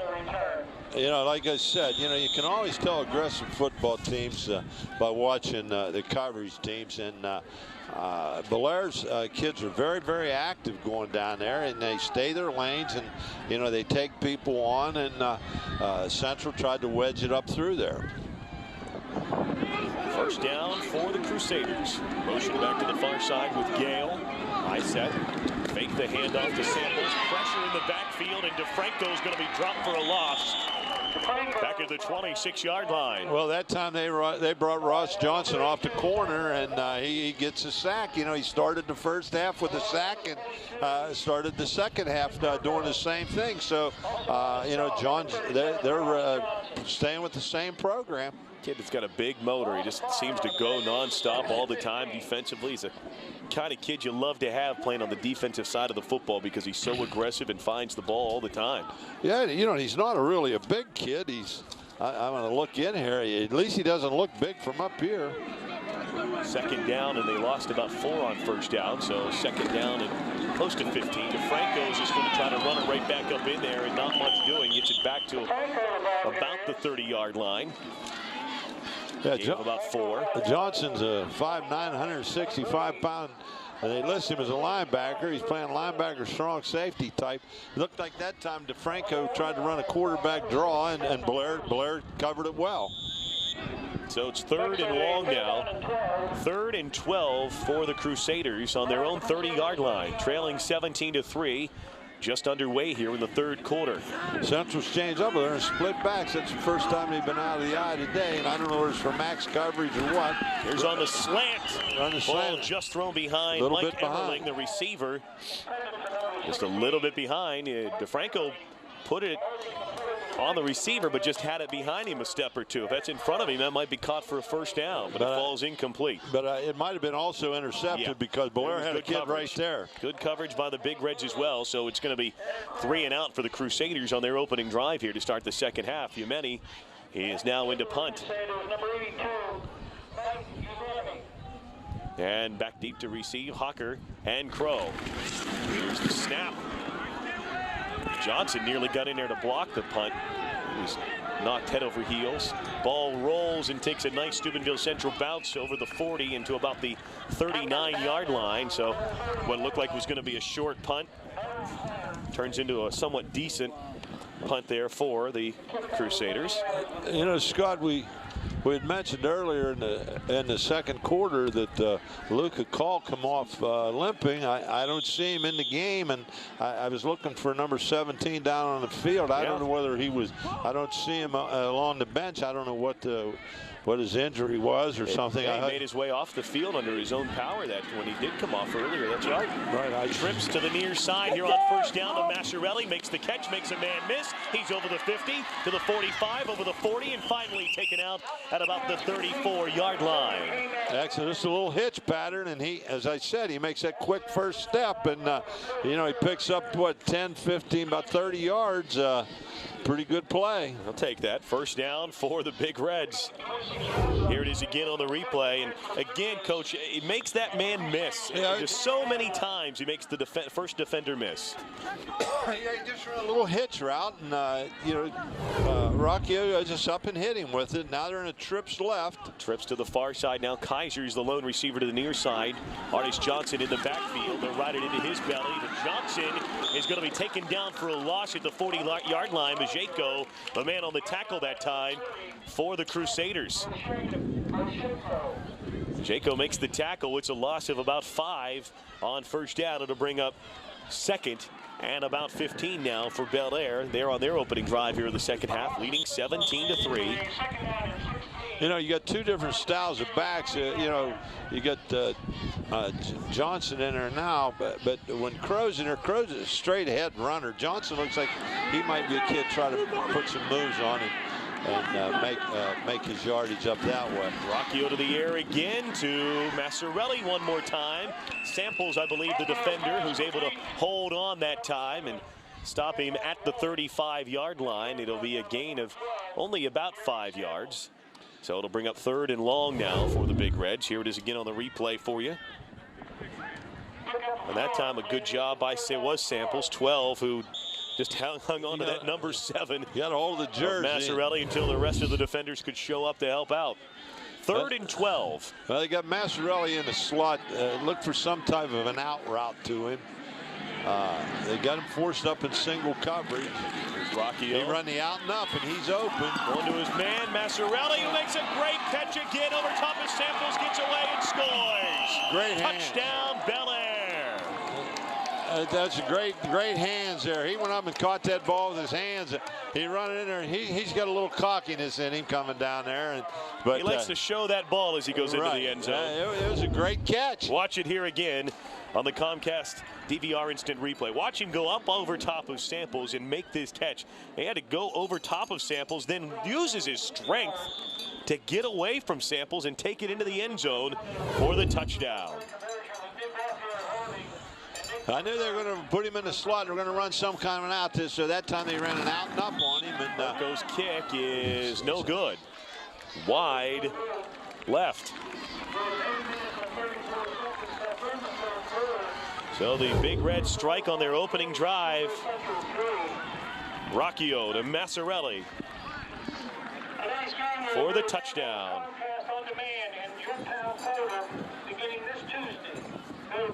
Another great hookup between those two. That gives him now 16 touchdowns and ties his single season school record that he set just a season ago. Let's go back down to Stacy Rich. Stacy, what do you have?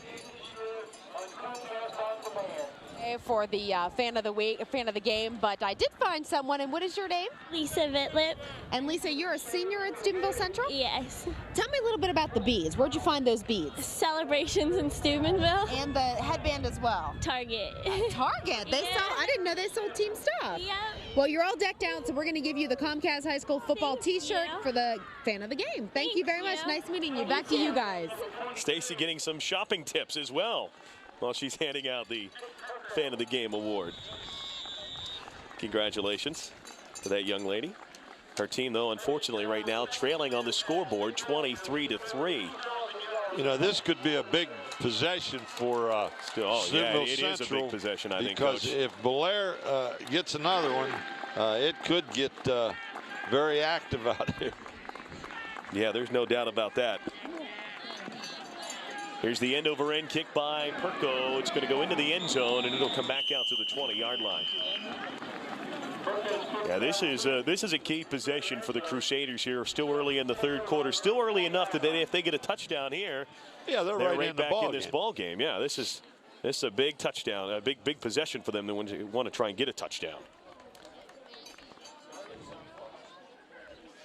Now the high school football game of the week on Comcast is brought to you in part by the Health Plan, here for you. Scott Olney and Dan McGrew here at Nelson Field in Bellaire. Third quarter action, 23-3 Big Reds. Steubenville Central back with the football. DeFranco got Humani down the middle of the field, and it's just a little too long. That's that same play I told you about the first half. They run a little counter boot and brought the tight end right down the middle, Humani, and he was wide open again, just overthrew him. Humani was wide open, no doubt about that, and just a little overthrown that time by DeFranco.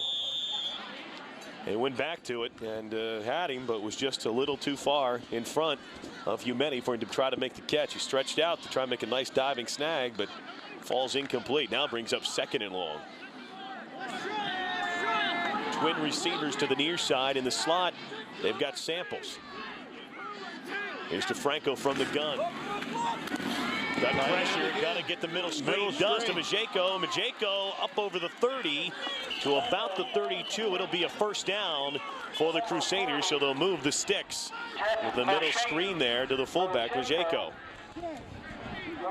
I'll tell you what, that was a called screen, but I'll tell you the tight end was open again, coming right down the middle. Low snap. DeFranco did well just to pick it up, and then under the duress there was able to get the pass away for the first down yardage to Majeko. So it's first down, I set now. Single receiver to each side. Majeko in at fullback. Here's Samples at tailback. Short drop by DeFranco. Steps under, and now he's got Samples down the middle of the field. Makes the catch at the 40, at the 30. Johnson trailing him, and he'll pull him down at the 15-yard line. I'll tell you, I thought they had him sacked, and he just laid it up. Looked like he ducked under the defender in the backfield, and boy, a great play that time. And gets it out that time to Samples, who makes the catch. Ross Johnson able to run him down from behind and save a touchdown for the Big Reds. Johnson did a nice job to run down Samples, but it's a big gainer all the way down over the 15 to the 14-yard line. So first down for Steubenville Central from the Bellaire 14. I set. Again, twin receivers to the near side. Here's the give to Samples right up the middle, over the 10, down to the 5. Mark him at the 6. Gain of close to 8 on first down. Samples hit the hole hard that time, and nice run. Back-to-back big plays for him. Hey, you see Crow just took his legs out. Yeah, saved a touchdown. Yep. You know, we Samples said was high in the end zone, and Crow was able to take his legs right out from underneath of him. You know, we said this was a big possession for Central, and they got in there taking it right down the field. Here comes that isolation. Samples again, but again, he's taken down, and it looked like it was Dustin Bruce, number 60, who got into the backfield first and able to snag him down. It's going to be now 3rd down and about 1. They need to pick up the first down or get it into the end zone here. Well, they tried to run that same isolation over the right tackle, and Bellaire had it stuffed up in, and he cut it back up inside and picked up a yard. So big play, 3rd down and 1. 3rd and 1. Give it in the backfield for the touchdown. Taking it in that time is Brockway, the fullback. Touchdown, Steubenville Central. So they answer the Big Reds touchdown with one of their own. Well, that time they come out in the wishbone set. That's been a thing that Central's done for years, going back to the days with Rich Walensky, that in the short yardage they come in a wishbone set and basically power off the tackles. So Brockway takes it into the end zone for the Steubenville Central touchdown. And now we await the extra point try. Luca DeMichael will come on to try the extra point. First goal, attempting the conversion, number 75, Luca DeMichael. Kick is up, and it is good. So it's now 23-10 in favor of Bellaire, and Steubenville Central put themselves right back into this football game with that touchdown by Brockway. Brockway scores from 6 yards out. It's their first touchdown of the afternoon, and it's now 23-10. Came in 1993 against the River Local. So Coach, we talked about it being a huge drive, really, for Steubenville Central. Well, and they were able to come through. Yeah, they answered the call and brought it right back down the field. Now they get a big defensive stance here. They could get right back in this ball game. I don't think Bellaire's going to try to set on it. No. I think that would be a good call. And I'm sure that Coach Stoltz and the rest of the defensive staff over there, I imagine some people got chewed. Well, the big play was the pass to Samples. And they had Humeni open earlier in that. I mean, twice on that drive, they had receivers open downfield. On the completion, they had a they had a blitz on, and it looked like they had a shot at him, but as you said, he ducked underneath of it. Yeah, DeFranco did well to duck under the defender that time and avoid the sack. Here's the kick by Bednar. Good high end over end kick that'll go back off of Crow's hands into the end zone for the touchback. And Bellaire will take over 1st and 10 on their own 20. So they've won a bit there that Bellaire's going to have to start deep in their own end, at least, if you're Steubenville Central. Right. I'll tell you, Bellaire, usually you have a hard time getting people that are kick returners, that are good kick returners. John must have a barn full of them, because that time he had Kaiser back with Crow. And, he's got plenty of guys with speed and ability. There's no doubt about that. Twin wideouts to the near side. Masciarelli's the low man, split out to the far side. There's Kaiser. They'll ride it into Kaiser. He'll take it over the 20 to about the 23-yard line. A gain of about 3 yards on 1st down.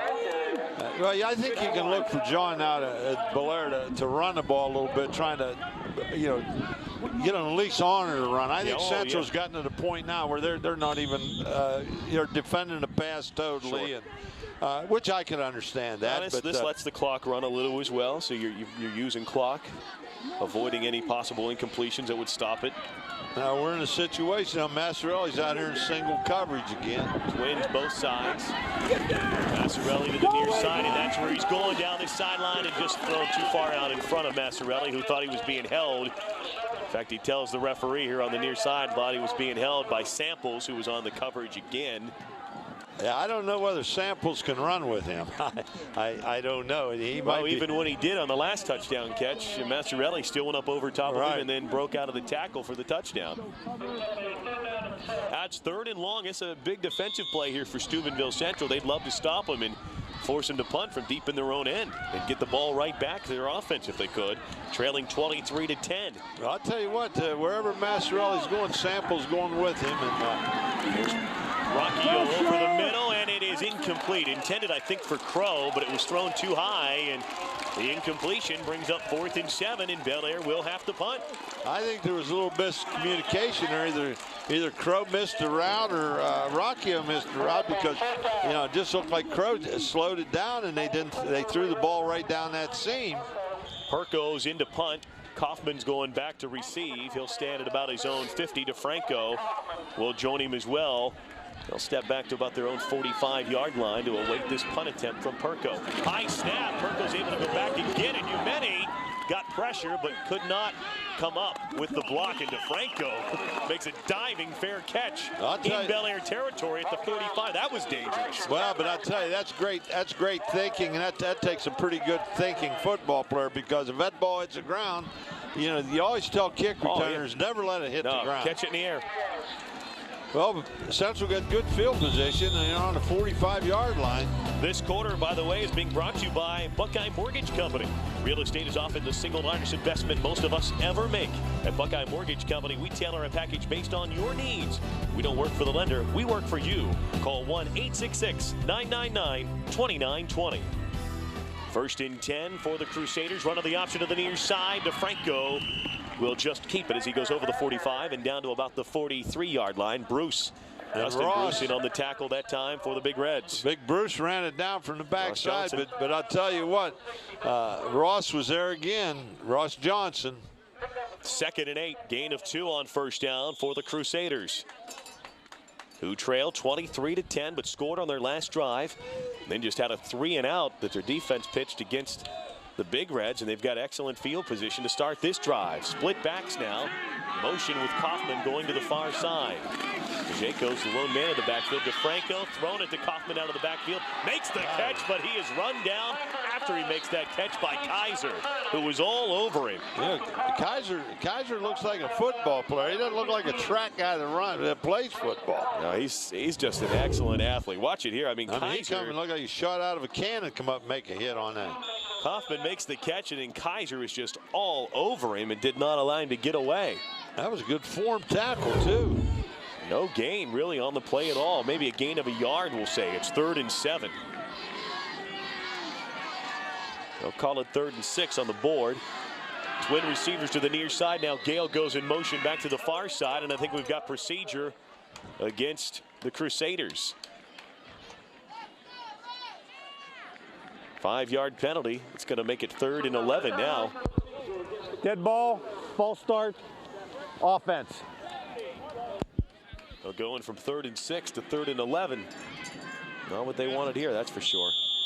No, that's changes the whole complexion. As you said, you got those double-digit yards. There aren't too many of those plays. Well, if they'd have picked up 5 and made it 4th and 1 from the 36, Greg might have thought about going for it. I'm sure. I mean, now you're 10 yards back farther now if you don't pick it up. So the loss of 5 on the penalty makes it 3rd and 11 from the 47. Pressure by DeFranco, and he's going to be sacked back at the 45-yard line. Well, I tell you what they did. They went back here and they didn't have max protection, and Anthony Fry on the sack. Fry just came around. He came off the corner. And, wasn't an outside linebacker, just a defensive end to beat the tackle. So now the Crusaders have to punt it right back. Got Hawker and Crow deep now. And here's Umeni into punt. Punt away. Comes down, and Hawker will pick it up at the 20. Trying to get to the corner. He does. He's got blockers. He's over the 40. Cuts back inside at the 45. And he's taken down at about the 47-yard line. So an excellent return by Hawker that'll give Bellaire good field position to start this drive off on their own 47-yard line. Tackle was made by Strain. Hawker, he's got some speed.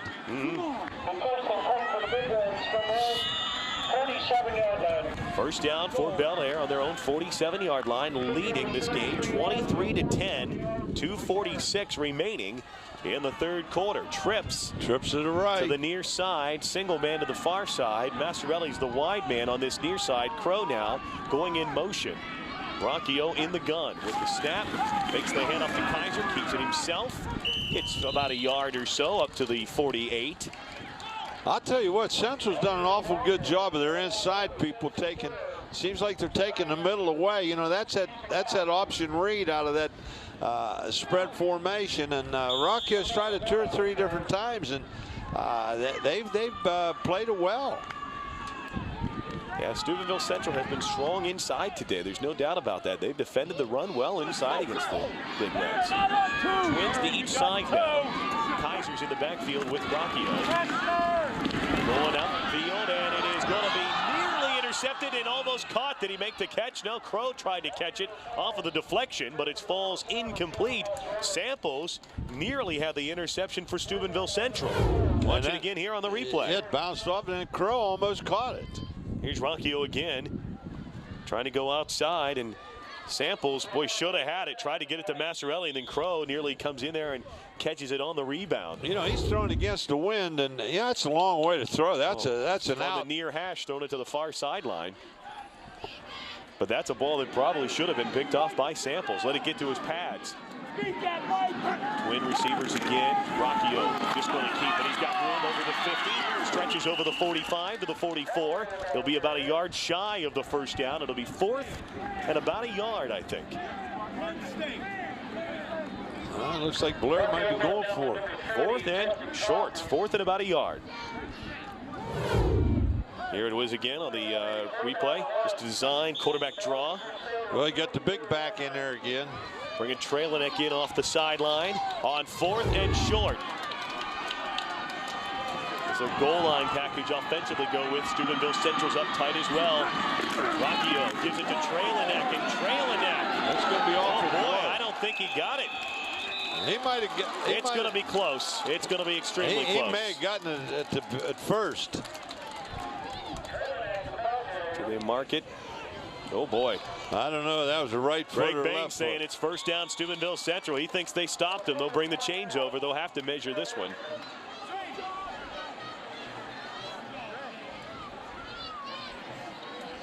Bring the chain out. They'll stretch it. It's short. It's short by about a football. First down Steubenville Central. So John rolls the dice near midfield, trying to go for it on 4th down, and Steubenville Central comes up with a huge stop, Coach. Yeah, well, I'll tell you what, Central's stacking that middle, and Bellaire keeps trying it, and at this point in time, they're not having a lot of success doing it. Now, we talked earlier at the end of the half how they ran 2 straight plays where they didn't gain a half yard to get it into the end zone. So Steubenville Central's done well defending the run today. There's no doubt about that. Gale's in motion.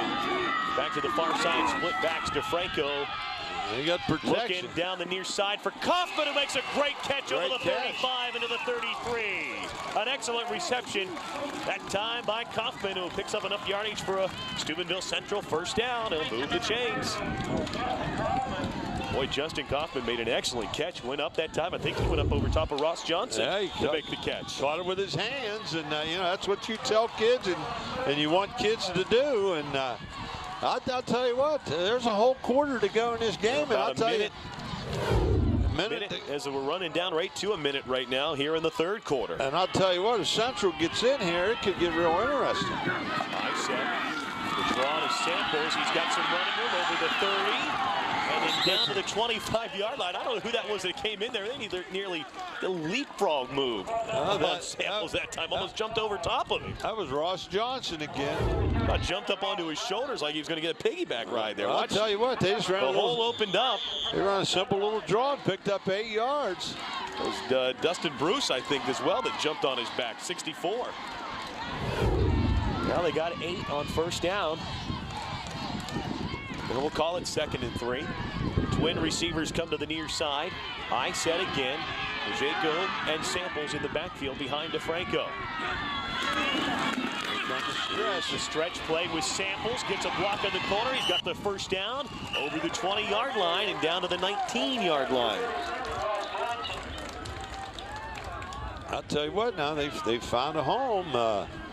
You know, they're mixing it up. You know, like we said earlier, Central will mix it up, and now they might come with a little play action here. The stretch play right here.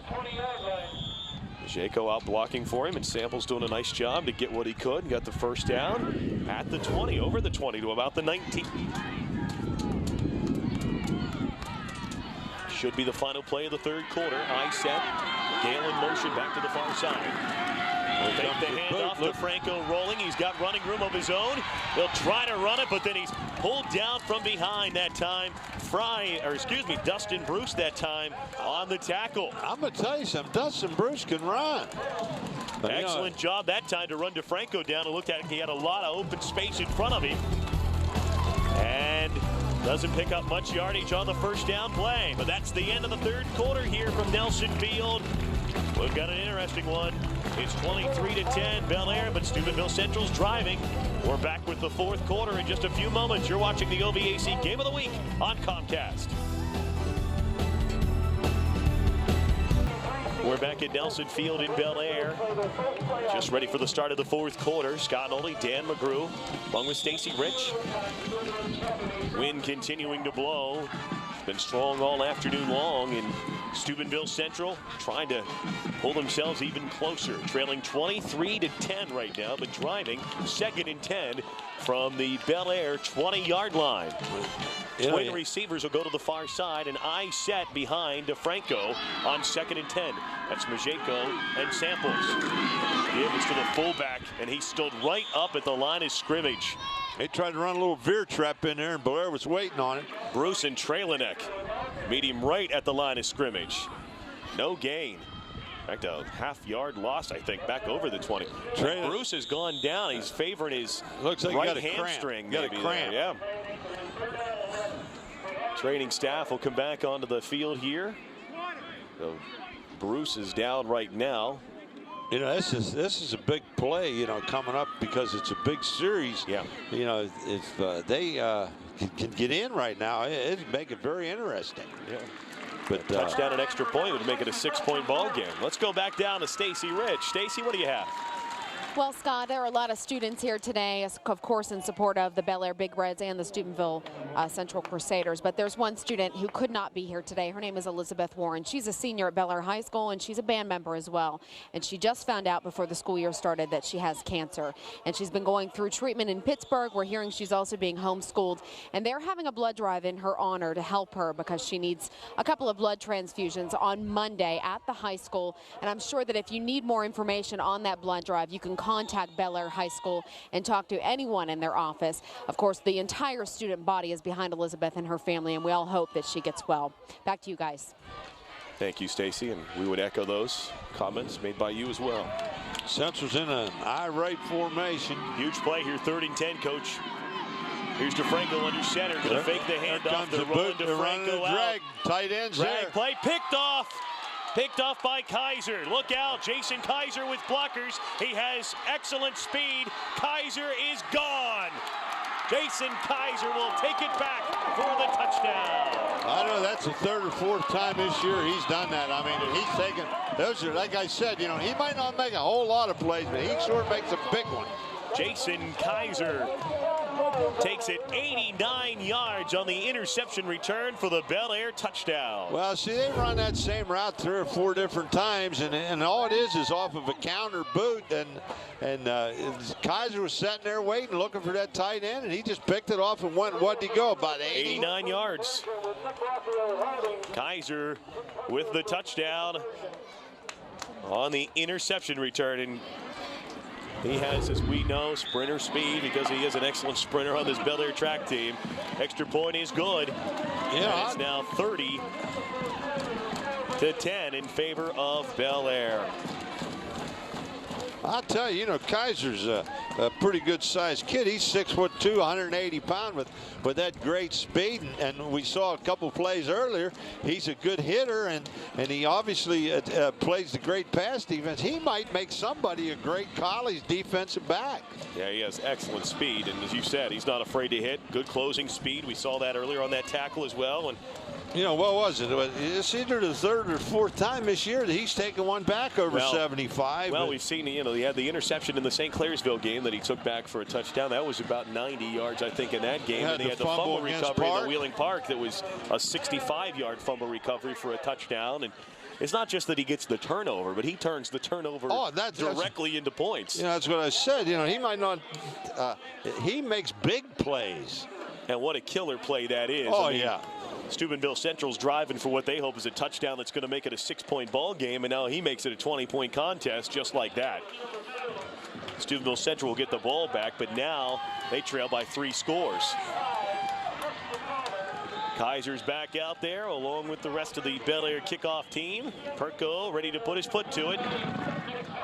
Now 11 minutes and 22 seconds remaining in our fourth and final quarter this afternoon. Samples will take it at the 10 on the near sideline. Samples with some blocks, trying to get back into the middle. Works it up over the 25. It'll be taken down at the 29-yard line. So that's what I was talking about earlier with the great coverage, and they stayed in their lanes. Samples was giving some moves, and he was breaking back in, and it looks like he might have a hole, but the kids are right in their lanes, and they hold him inside the 30-yard line.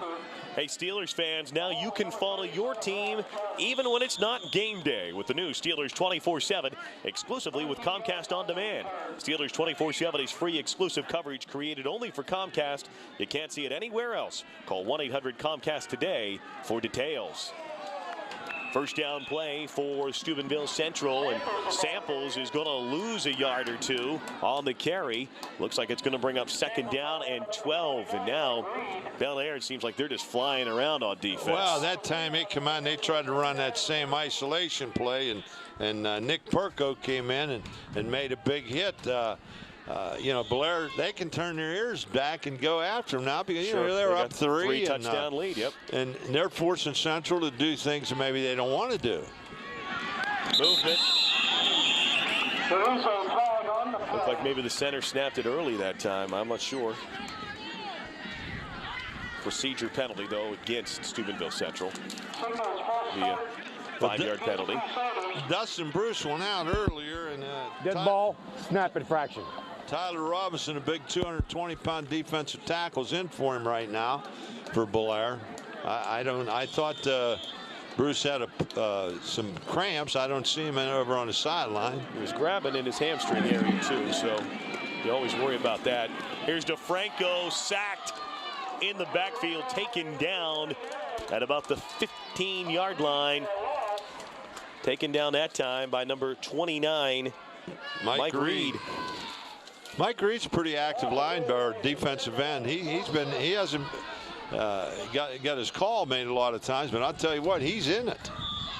So it's 3rd down and long now, 3rd and 26 for the Crusaders. I set, single wideouts each side on 3rd and 26. Blair's in that 3-man front from their own 11. They'll run the draw with Samples, and he'll get it back over the 15 to about the 17, 18-yard line, but it's going to be 4th and long, and now Yemeni will have to punt, and the Crusaders will have to punt.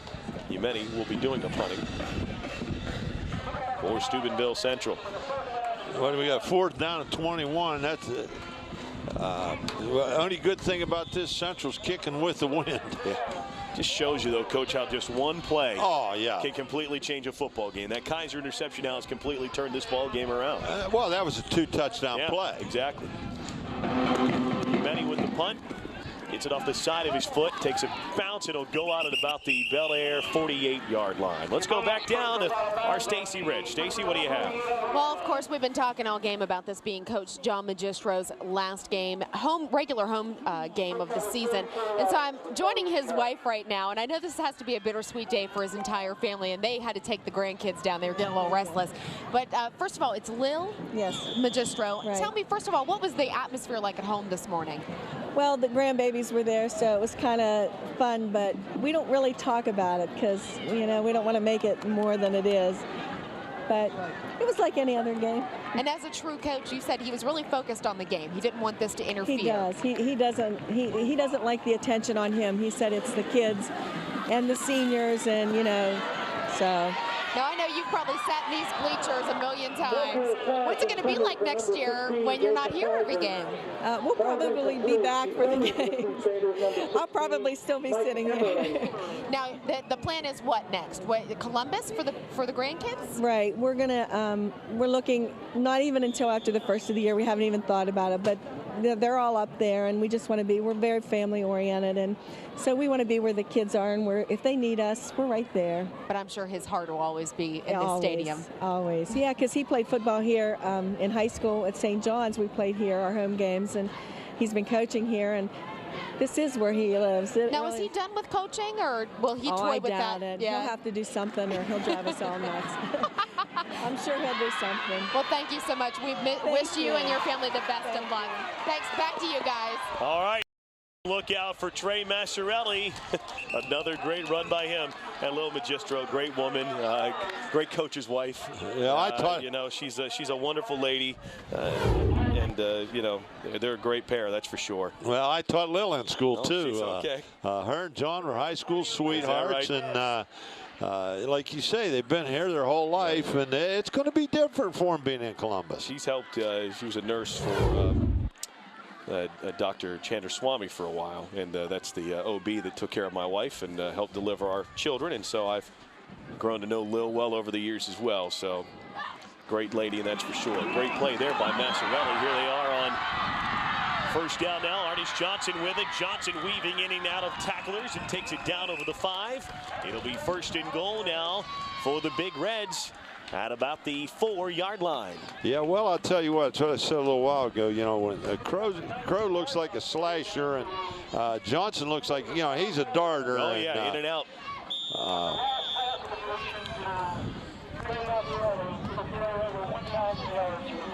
Well, we talked about going over 1,000 yards, and on that last catch for Masciarelli, he went over 1,000 yards now on the season. Wow.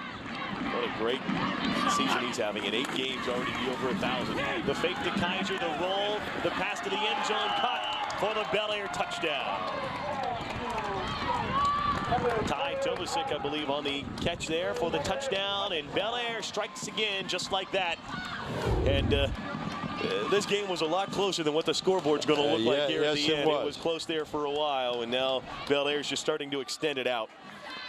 You know, the thing about it was, you know, Central, unfortunately, you know, as we said, that was a 2-touchdown interception. Oh, yeah. And, you know, it deflates them, and, you know, they're busting their tail, and it's very, very difficult. And you get a high-powered offensive team like Bellaire, and you can't afford to give ones away. So the extra point by Perko is good, and now, or maybe it wasn't any good. So 36-10. Must have missed it. Goes down for a minute. No, it is at 36-10 now. Bellaire leading. Well, they strike yet again, and now with 7 minutes and 57 seconds remaining, Bellaire will have a 26-point lead. Coach Magistro over there.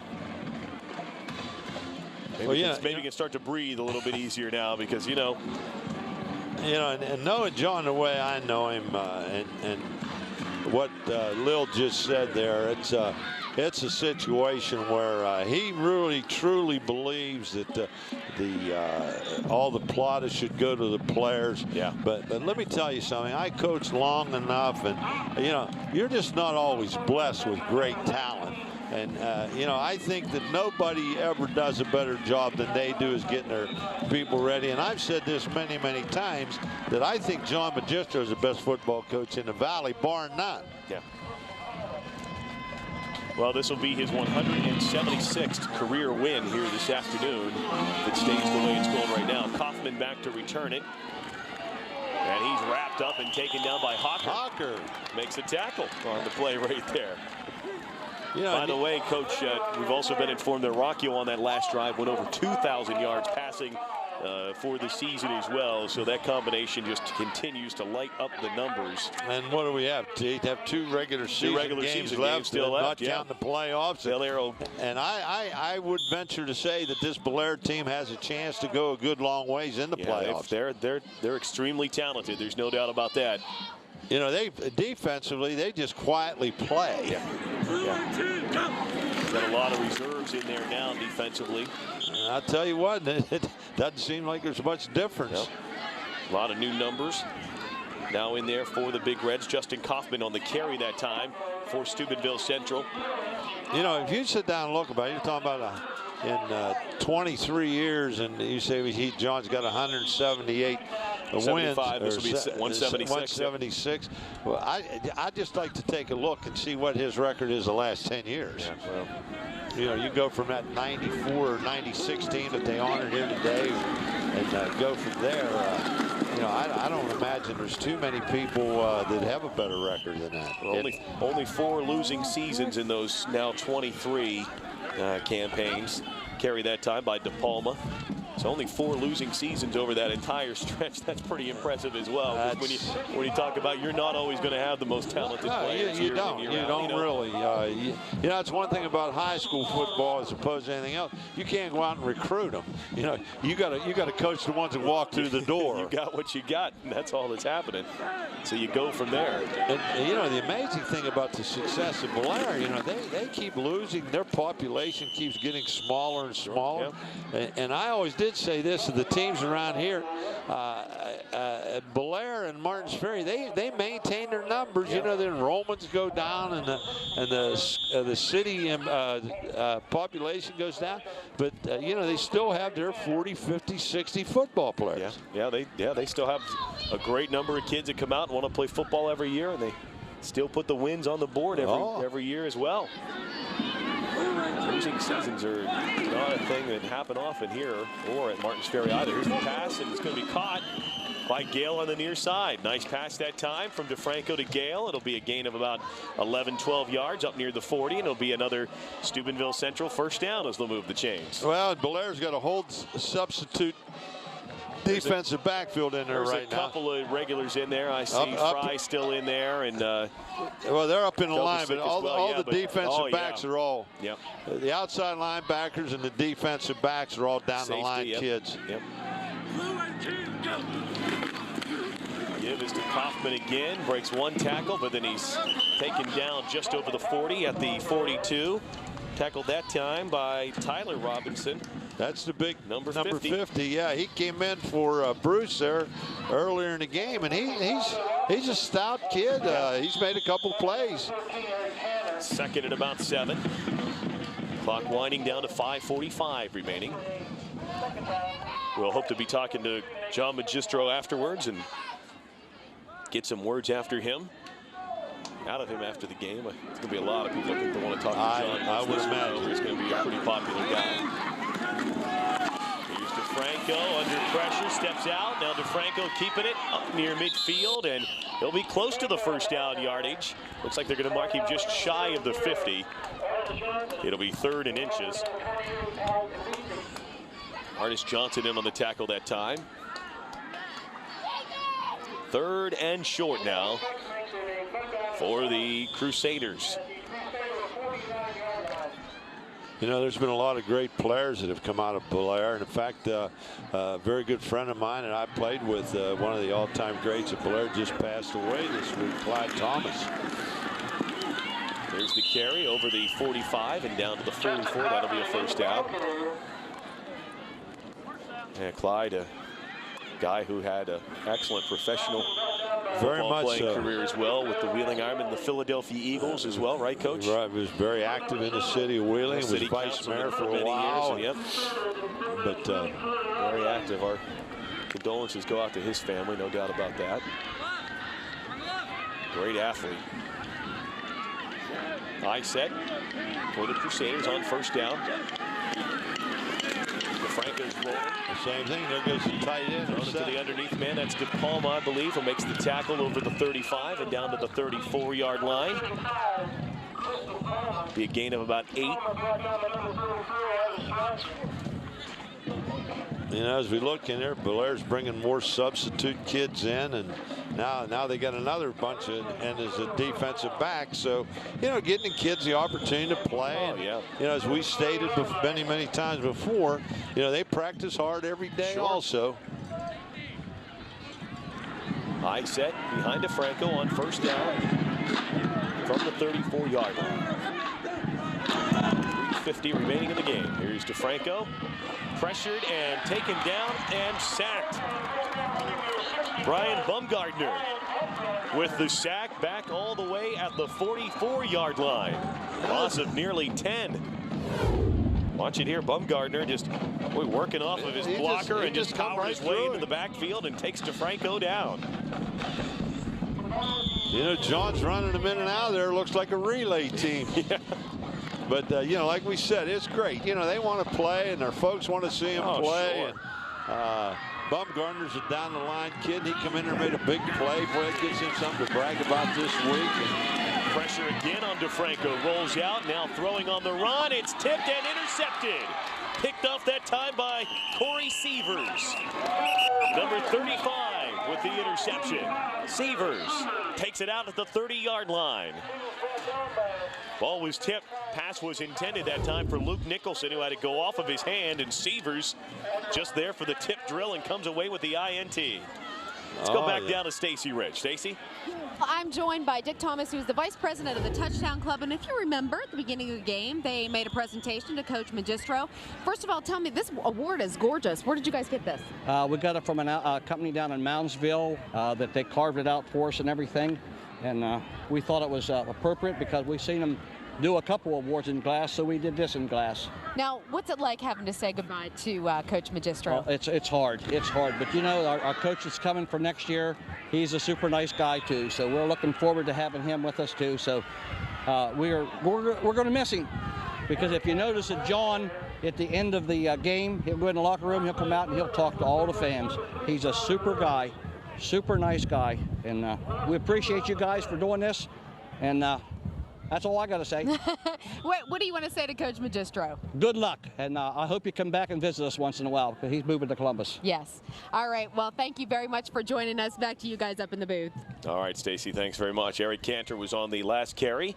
Here's Rose now in a quarterback going down for Hawker. He's got it. Hawker at the 30, the 20, 10-5, touchdown, Bellaire. Rose to Hawker. Well, there's 72 yards. Well, there's your future. There's two sophomores, a wide receiver and a quarterback. And, you know, a lot of people say, well, why are you throwing the ball? Well, that's their offense. Yeah, well, yeah, that's all they've done all day. Well, we've heard about that before, you know, from people, and it's, yeah, these are the you know, the number 2 kids. They want an opportunity to throw the football and to try and catch it. Yeah, it's like I told you last week. I remember old George Strecker used to say, it's not my job to stop my offense, it's your stop.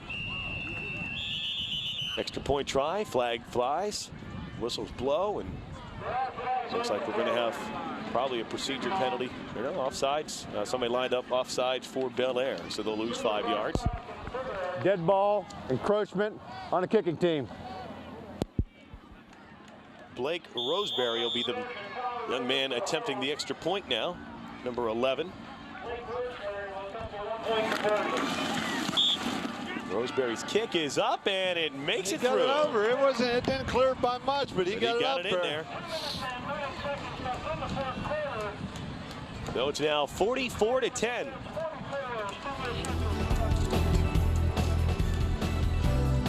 Class coaching staffs, and they've both been ultra successful over the years, and it's just a pleasure for me to be here doing these games. Yeah, I've had a great time, and hope the fans as well have enjoyed seeing these broadcasts also here on Comcast. And also, it's awful good to be back with you again. Yeah, I've enjoyed working with you, Coach. Had fun, and we're hoping for possibly even more next year. We'll have to wait and see, right? We hope so. You know, great job by the crew, everybody. Very professional, excellent staff, and we've enjoyed working with every one of you guys. So had some good football to see as well. Bellaire Big Reds flexing their muscle once again here this afternoon at Nelson Field. Here's the return by DePalma. Gets it up over the 30 to about the 34-yard line. Just over 2 minutes, 2:01 remaining in our ball game. Had a little scrum there. That tackle was made by Chris Hennings, sophomore.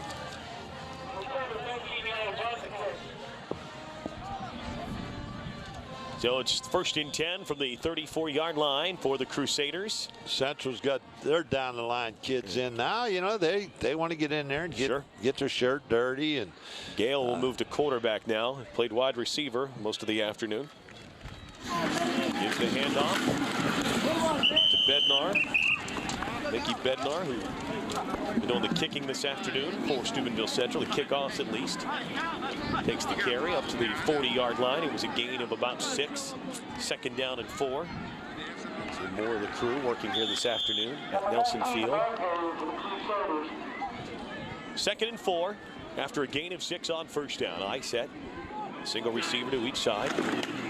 Little beer trap up inside. To the up man that time. That's Linsky. Tyler Linsky takes it up over midfield. And that'll be a first down for the Crusaders. Clock continuing to run down to 1:25 as we reset after the first down. No first down for the Crusaders, just over midfield, just into Bellaire territory.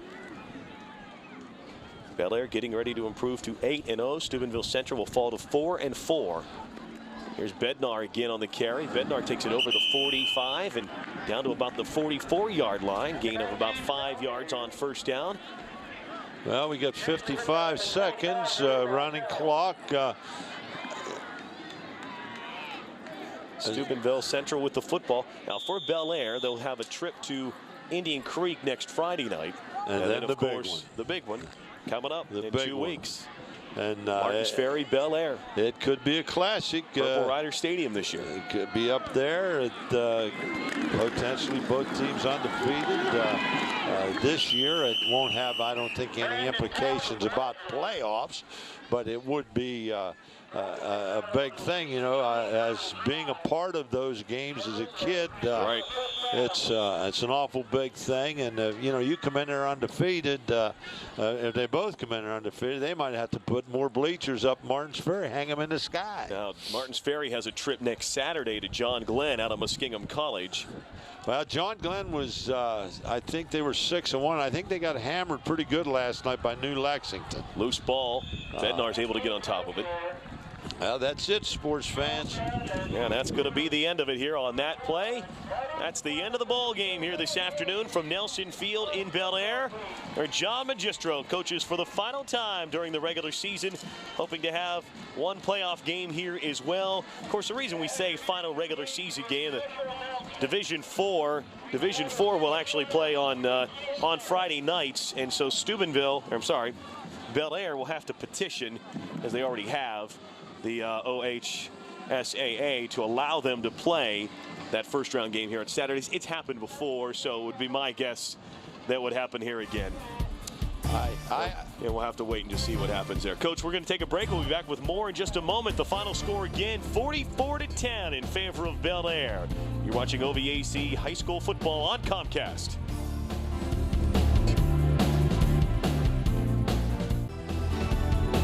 We're back at Nelson Field in Bellaire, where just now Coach John Magistro has been presented a brand new Chevy Suburban by the Galloway family. Joey Galloway, of course, with the Tampa Bay Buccaneers playing this weekend at home against the Cincinnati Bengals tomorrow afternoon. On Sunday, unable to be here today, obviously, and wanted to make a special presentation to Coach Magistro, so he had his mother read a special speech that he had helped prepare as well, and she read over the public address to Coach Magistro here on the field, and they drove the truck right into the south end zone here at Nelson Field. So a brand new Chevrolet Suburban from Joey Galloway to Coach John Magistro. You know, Coach, we talked about it a little bit before the game that, you know, Joey has always talked about how much he owes John Magistro for what has happened to him during his career, not only in high school, but what went on after that in college and then on to the pro level as well. He's a guy that wore number 7, and a guy that's wearing number 7 as well right now is Trey Masciarelli as well, but he's unable to. He was unable to stay with us, wanted to go down with Coach Magistro. I don't blame him for that, so he wanted to go down and see the coach.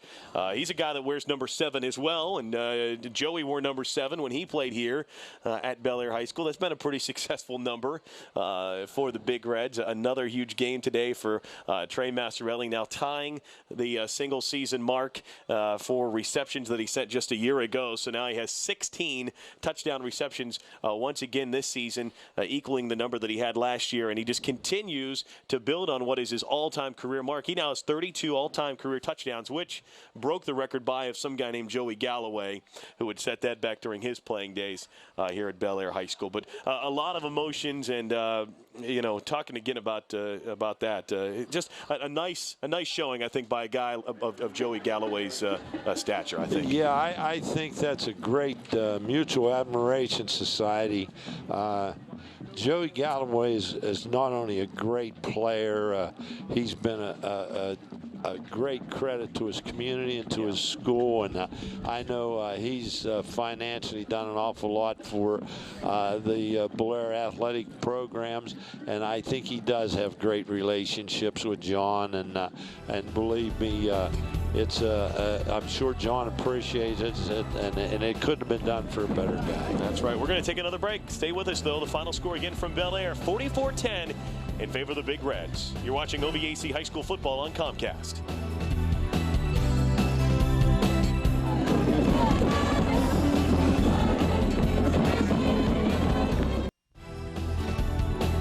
We're back here on Comcast. 44-10, Bellaire wins, and our Arby's player of the game, Trey Masciarelli, joining us down on the field.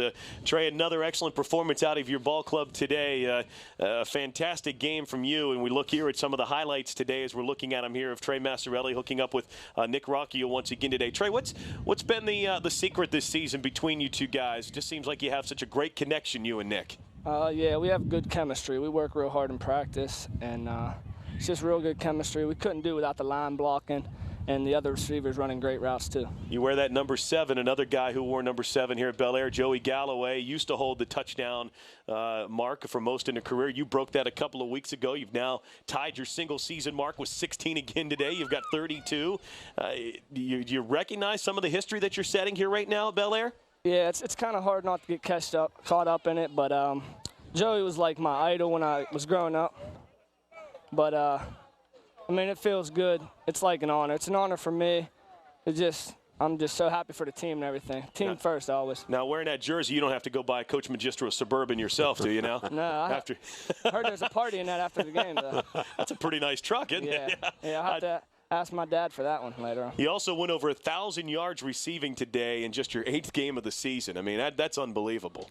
Yeah, that was one of my main goals coming into the season. I have a few other ones that I hope to get, include like the state record for touchdown receptions. I'm working on them.